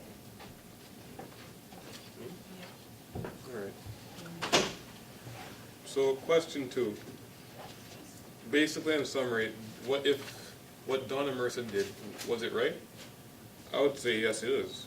Because according to Section 3A and 5A as well, of the Code of Ethics and Standards, members must act for the benefit of the client before their employer's interest.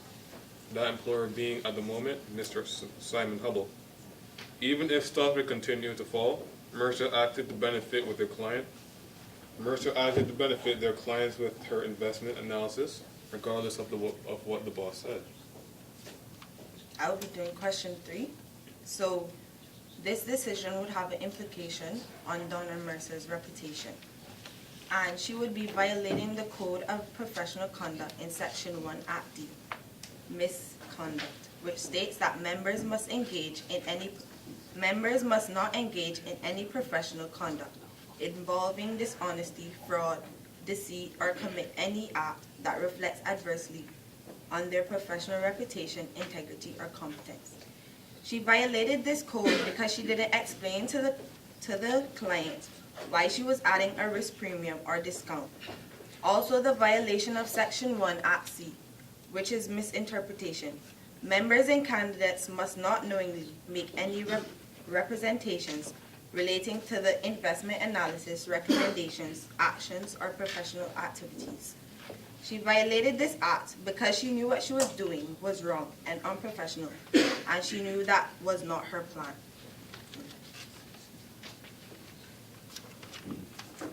What was question 4? Thanks. What would you do if you're in a similar situation as Mercer? Propose your course of action.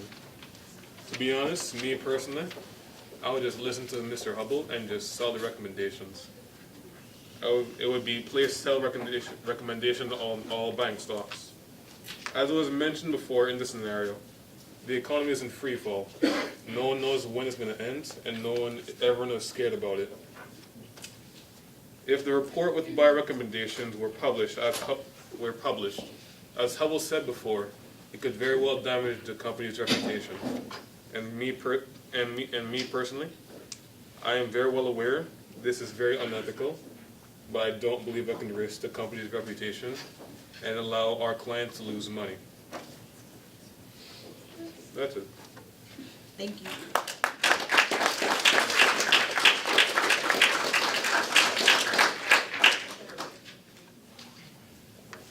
Do you guys all share his opinion?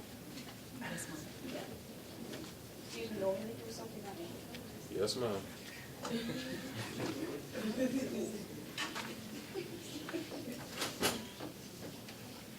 Did you take away anything from the ethics challenge? I learned something because I learned that you must always have integrity and be honest no matter what. Even if it gives you a consequence that you wouldn't like, you know that you let the truth be told.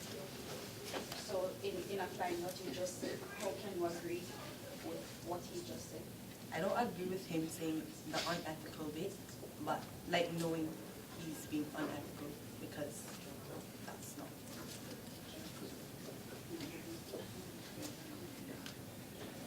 Okay, so you are saying you would go with the recommendation, Simon's recommendation to sell. Yes, sir.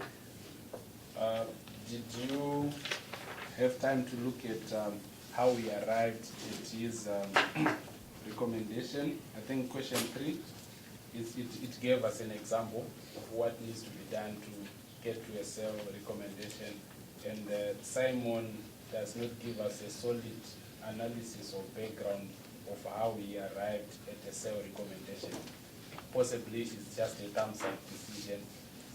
From an investment or analysis point of view, would you say it would be prudent for you to go with a decision that has not been properly evaluated?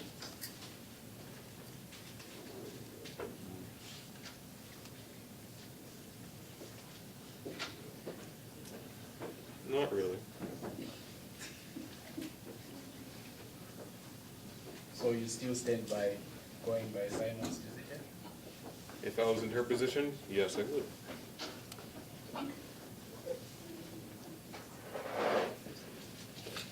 Yeah, I think the dilemma here is the conflict of interest between loyalty to the employer versus fiduciary responsibility to clients and investors of the bank in relying on the advice, the recommendation. So again, the dilemma is not necessarily black and white answers and right or wrong.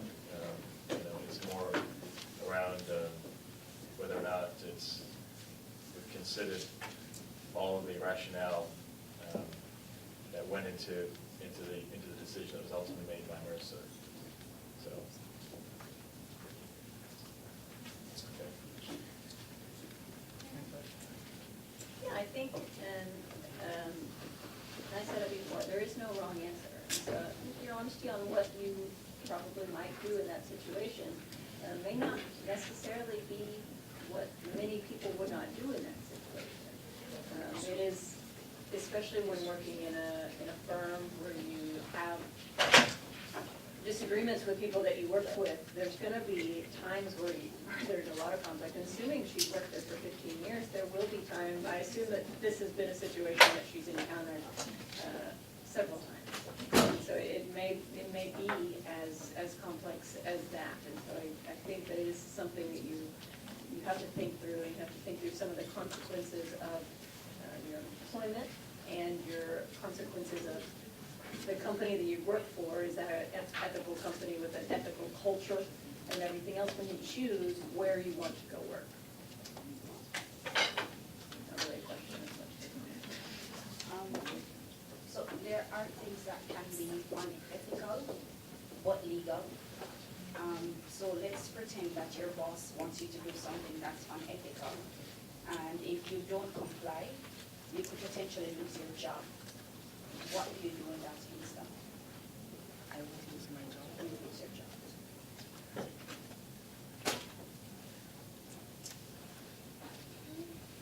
If you have an opinion that goes against everybody else's opinion, and you believe in your opinion, but it's just that you're an outlier. And so you're going against everybody else. Would you defend your position? Or would you go with the general, with the flow?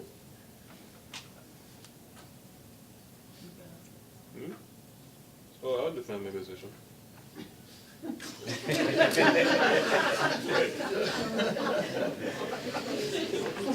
Thank you.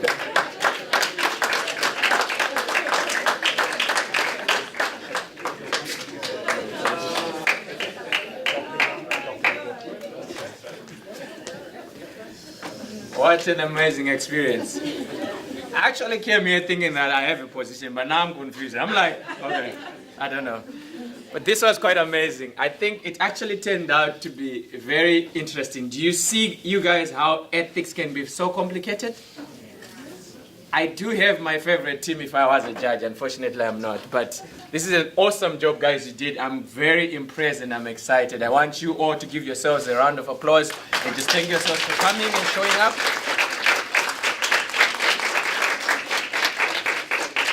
Amazing, amazing. Some needed some water here, you know, some were losing their breath here. That's fine. That's the experience. So the experience of doing this presentation was not only just to expose you guys to ethics, okay? It was also just to expose you. Right. Just that. If you know, you know. I want to take an opportunity to introduce Dr. B to have a few words and also to ask Dr. Young after Dr. B to just say a few words, and then this is in time to give our judges to moderate themselves and to put their house in order so we can get our number one. Thank you very much. Thank you guys so much. Can you hear me? Yeah. Okay. This was a fantastic event. And I must say thanks first to the students. You did an awesome job. Yeah.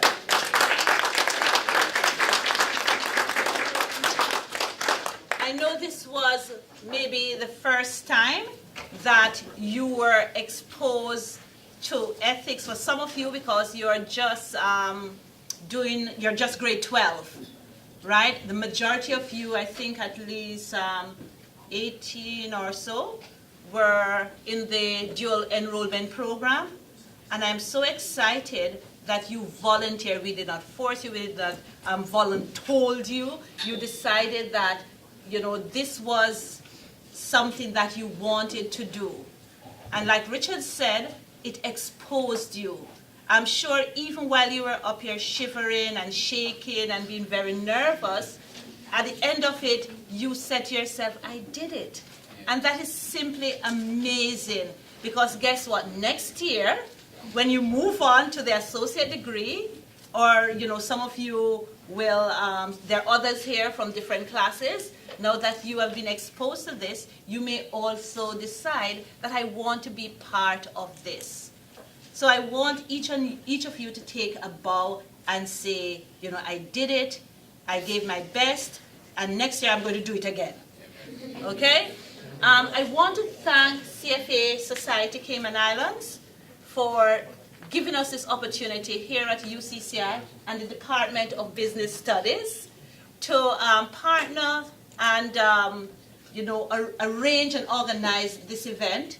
I also want to thank each of the judges and especially our sponsor, Ernst & Young. Thank you so much for doing this, and I look to future partnership with each one of you. I see Scotiabank is here, SEMA is here. We will be thinking about doing other things with you, right? I want to thank the teachers, the students, everybody that came out. And especially thanks to Ms. Robinson, who was our advisor and our coordinator for all of this. along with all the courses she's teaching and everything, she went, beyond to make this happen. Ms. Robinson, thank you so much. I'm looking for Dr. Young. Dr. Young, who is the director of dual enrollment and so many other things, a long list of things, and he will say a few words as well. Thank you, everybody. Thank you, Dr. The first thing that I want to say is congratulations to the dual enrollment students. You are all winners. I know that sometimes it could be petrifying. It could be a very scary experience to stand up in front of an audience and to say something and answer questions and to be put on the spot, as I saw in some instances. So congratulations, you have done well. And I just wanted you to leave with the idea that ethics is a personal thing. It's not necessarily a group thing. It's when you are by yourself, as one of the speakers said, that once they're walking around on campus and somebody say, come and play dominoes, and they know they have other things to do. It's personal. It's not what the other person will do. It's what you will do. So congratulations. And I want to echo the thanks that Dr. Belinda extended to Maureen, Miss Robinson, and the sponsors of this CFA Ethics Challenge. Some of you have left your work and have done a great job. I remember the first morning when you came out that early and so forth, and you tried to counsel the students and to give them ideas as to what to do. So thank you again, and thanks to CNY and all of the judges who came by to do an excellent job. Thank you.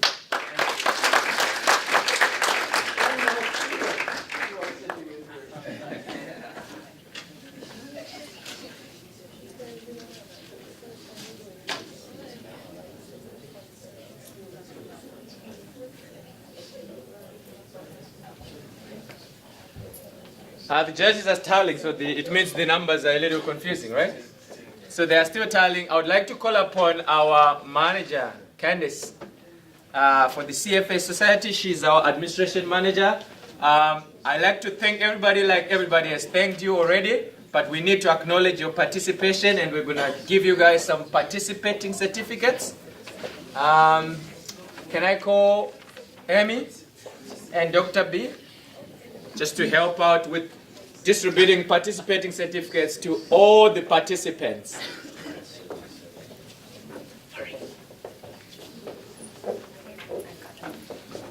Oh, in groups, okay. Okay. So guys can just line up this side and pick up your certificates. Martina? So you can pass it to me. Where's Martina? Branetta Anderson? Martin? First team. First team number one? Yep.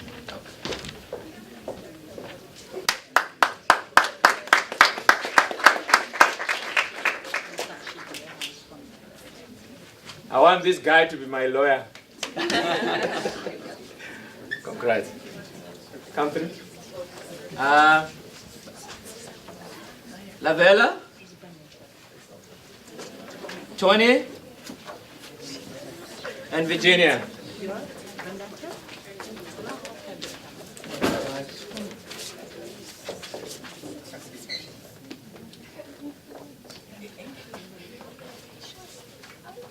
Tony? Yeah. Virginia? Yes. Good job. Go this way.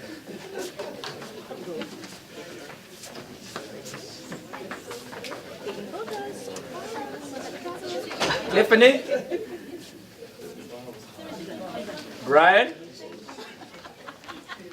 Leah? What the? Good job, sir.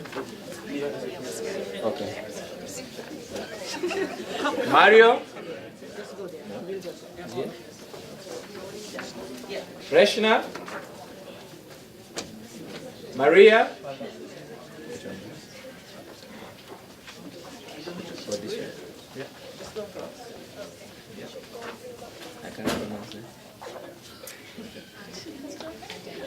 Adeniki? Hannah? Therese? Brianna? Yep. Kemiria? Jada? Good job, guys. Good job. Good job. Tiffany? Aliyah? And Charles, of course. Well done, everyone. You're going to take pictures. As a team. You can just go as a team. Congratulations. Good job. Yeah. Can you please have a round of applause for all our participants today?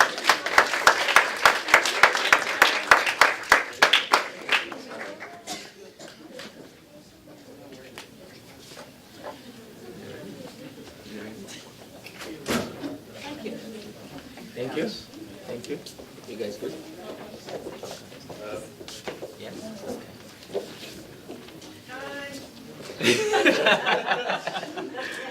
Okay, so we'll ask the judges to come through. The certificate is good. You're going to show that, I don't know, to your grandchildren. You can keep that for life. But we're still going to also acknowledge everybody who participated with a token of appreciation. But we do that now because we don't know which team won. We have a special prize for team number 1 and special prizes for everyone else who participated. At this point in time, I'll leave time to Marco, who's the head judge or the appointed head judge by myself, to give us the judges' feedback and announce our number 1 team. Great, thank you. Yeah. Thank you, Richard. Thank you. And look, again, pleasure to be here. I really enjoy doing this. I've really enjoyed this event, and again, thanks for the CFA Society for putting this on. I mean, we get named as a sponsor, but really a lot of the heavy lifting and effort, on behalf of the CFA Society.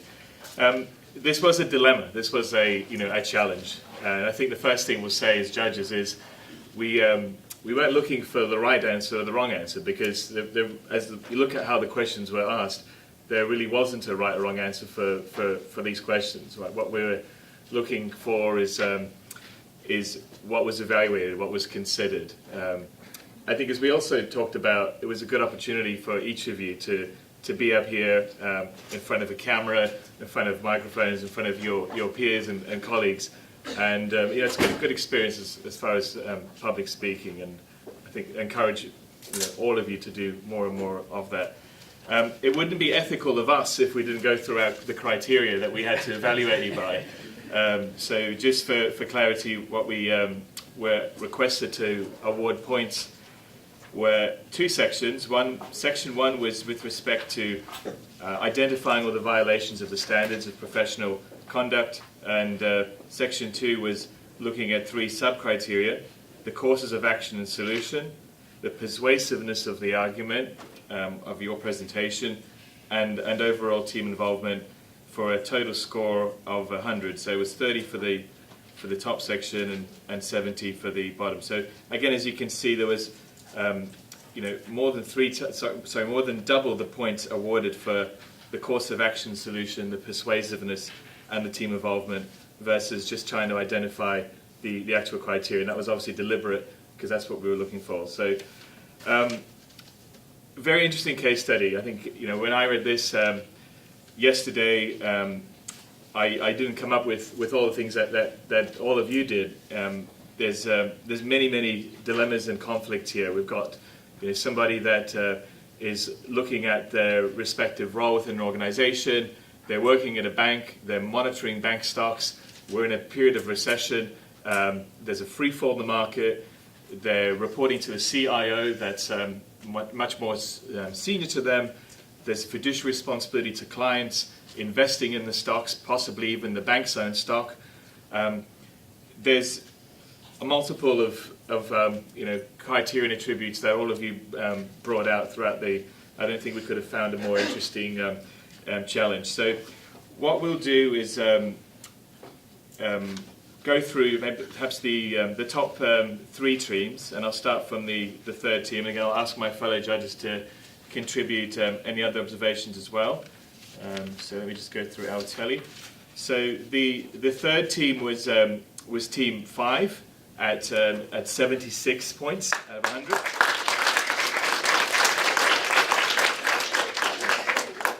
The second team, and again, it's fairly tight spread here. The second team was at 77.5, was team 6.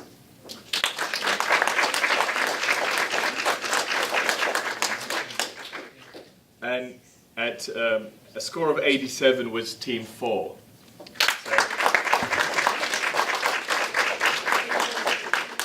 So again, I think what we saw across the board was a lot of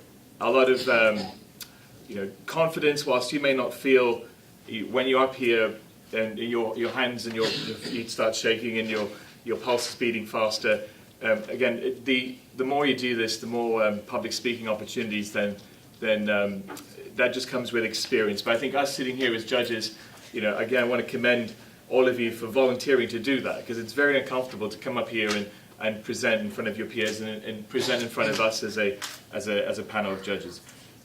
Just some attributes that we identified in the top 3 teams, if we may highlight. I think there was excellent presentation, very good recap of the case study, mentions of the actual example of what happened in 2008, 2009. I think demonstrating clearly that you understood the free fall in the market and that there could be difference of opinions, and there was good examples outlined there.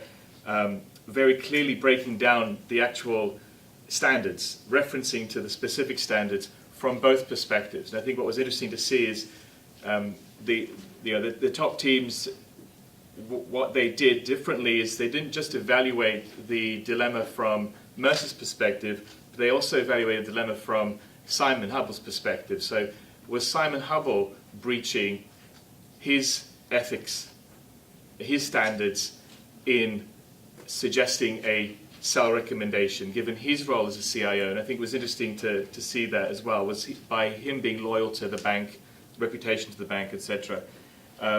I think some of you said, sticking by ethical standards at all costs, which is good to see. Again, putting your standards forward firstly and foremost, above perhaps consequences where you can be breaching ethics and still you could be breaching the law. So you could be breaching ethics, but still be doing something that's not illegal. I think we talked about that. Again, I think it was great to see that. Other notes. Just again considering the compliance and the breaches of the standards, so seeing things from both perspectives. From a teamwork perspective, again, it was great to see all of you give each of your peers an opportunity to answer the questions. We liked seeing that. It was great teamwork, good participation, the depth of the response. We talked about the objectivity, the number of examples that were given to try and decipher whether or not Simon Hubbell was being very subjective in what we had to work with in the case study, versus Mercer, from what we have in the case study, again, there was support, there was facts, there was research, there was more objective analysis. So even though there was polarized views, it was good to see that there was discussion around what the real conflict of interest was, which was a conflict between the clients and the bank, the CIO, Hubbell and Mercer, as well as differentiating the actual disagreement between Hubbell and Mercer, right? Kind of putting that to the side of looking at each of their respective roles. We also went through, some of you went through the consequences of a sell rating and a hold rating. So again, just thinking through other attributes. But I'll pause there if any judges want to have some other remarks. Shaking heads. So, yeah. Again, thank you very much. Again, on behalf of the judges, we all really enjoyed and proud to be here and participate in this event. And hopefully, it's a start of more events to come. Right? Yes. Okay. Thank you again. Mark, would you like to stay back and present the gift to the winning team? Absolutely. Team 4. Just make sure I get that right.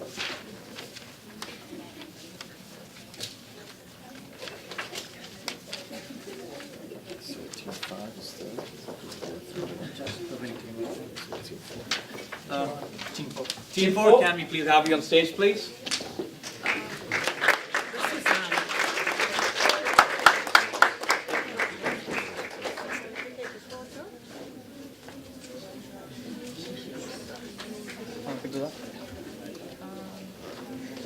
Team 4, hurry up. Team 4, you're standing between food. Can we also have all the participants again line up here for your gift certificate?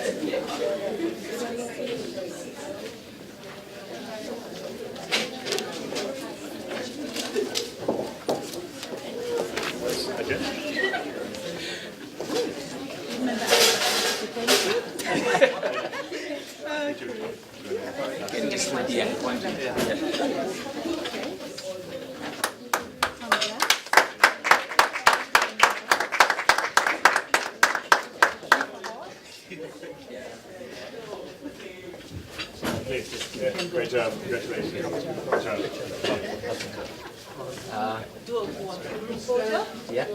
Okay.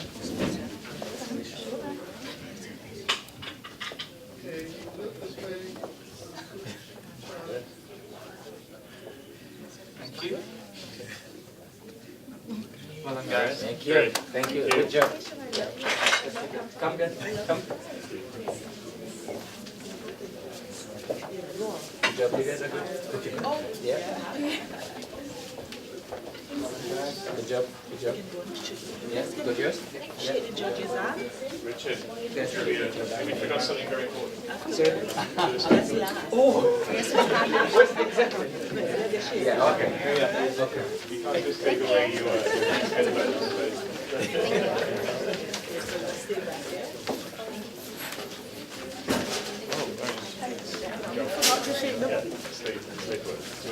Who's holding the truth?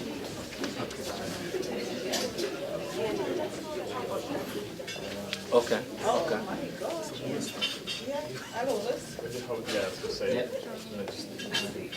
Welcome, guys. Put these aside for the photo.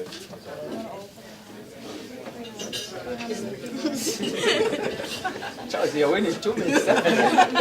These headphones may not look so great now.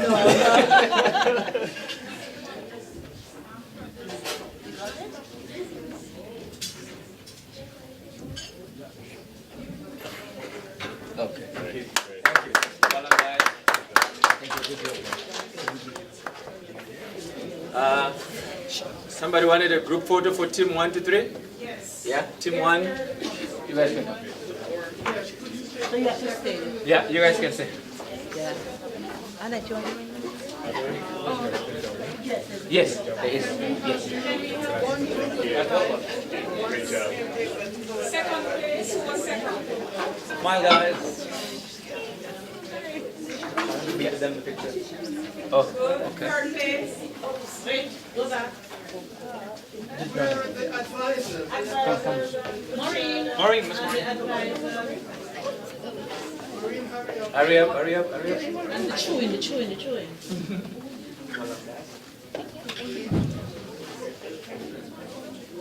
Okay. Okay, next. Stay, Maureen. Stay.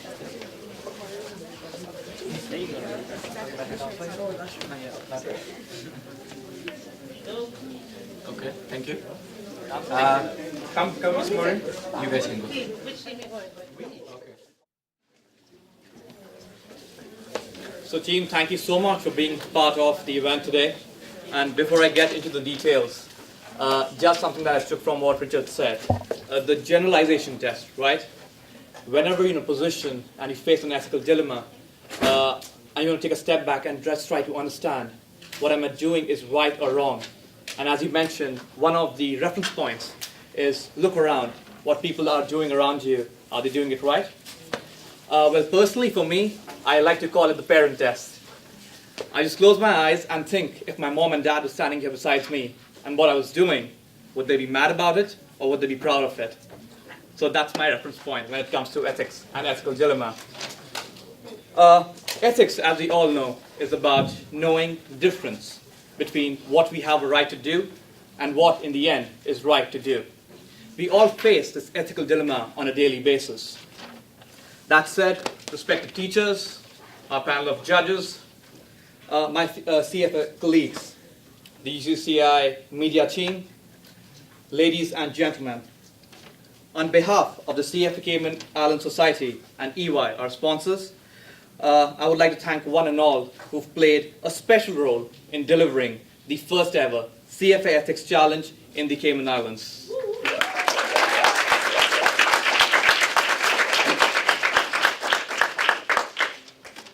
Ladies and gentlemen, an event like this cannot happen overnight.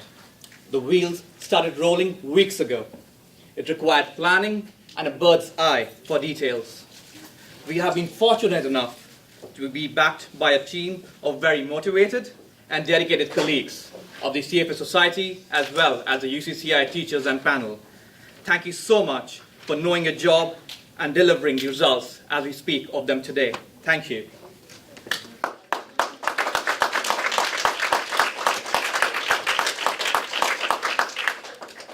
In this very moment, I would like to highlight a few names, those important ingredients of this recipe. Starting with the students.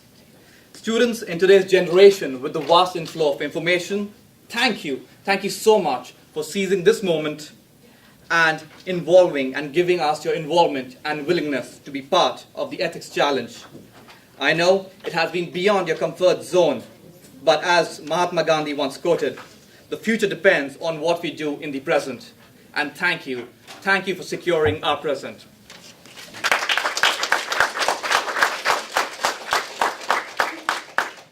Dr. B, as we all have fondly started calling her from Dr. Belinda, and Mrs. Maureen Robinson, the birthday girl, in fact, from last week.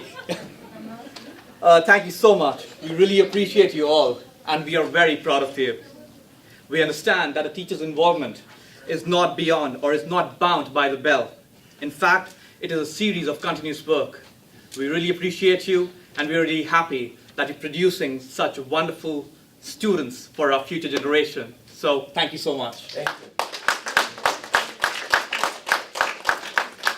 And of course, I cannot do without saying Candace, our CFA Society manager, thank you so much for putting this event together.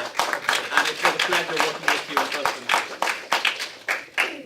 And lastly but not least, well, a personality I look up to, my mentor, Richard Mapurura. You're truly an inspiration for all of us, and for me personally, so thank you so much. Accept this heartfelt gratitude from us, from me in person, for your time, support, and patience. It's been a wonderful journey so far, and I look forward to seeing more with you in the future. So thank you. And, well, in the end, well, I wouldn't call it an end, but for the beginnings, right? For beautiful beginnings in the future. Some food for thought. A phrase by Albert Schweitzer. I'm sorry I had to write this down. It's in German. Ehrfurcht vor dem Leben. Of course, I'll translate that for you guys. Ethics is nothing else but reverence for life. Well, in simple terms, the concepts that one develops from seeing what you have around. So for students, thank you so much for being part of this event and grasping what you've seen around you from your fellow colleagues, teachers, and the judges present today. We thank you for being with us today. It's been a great pleasure. Thank you once again, all of you.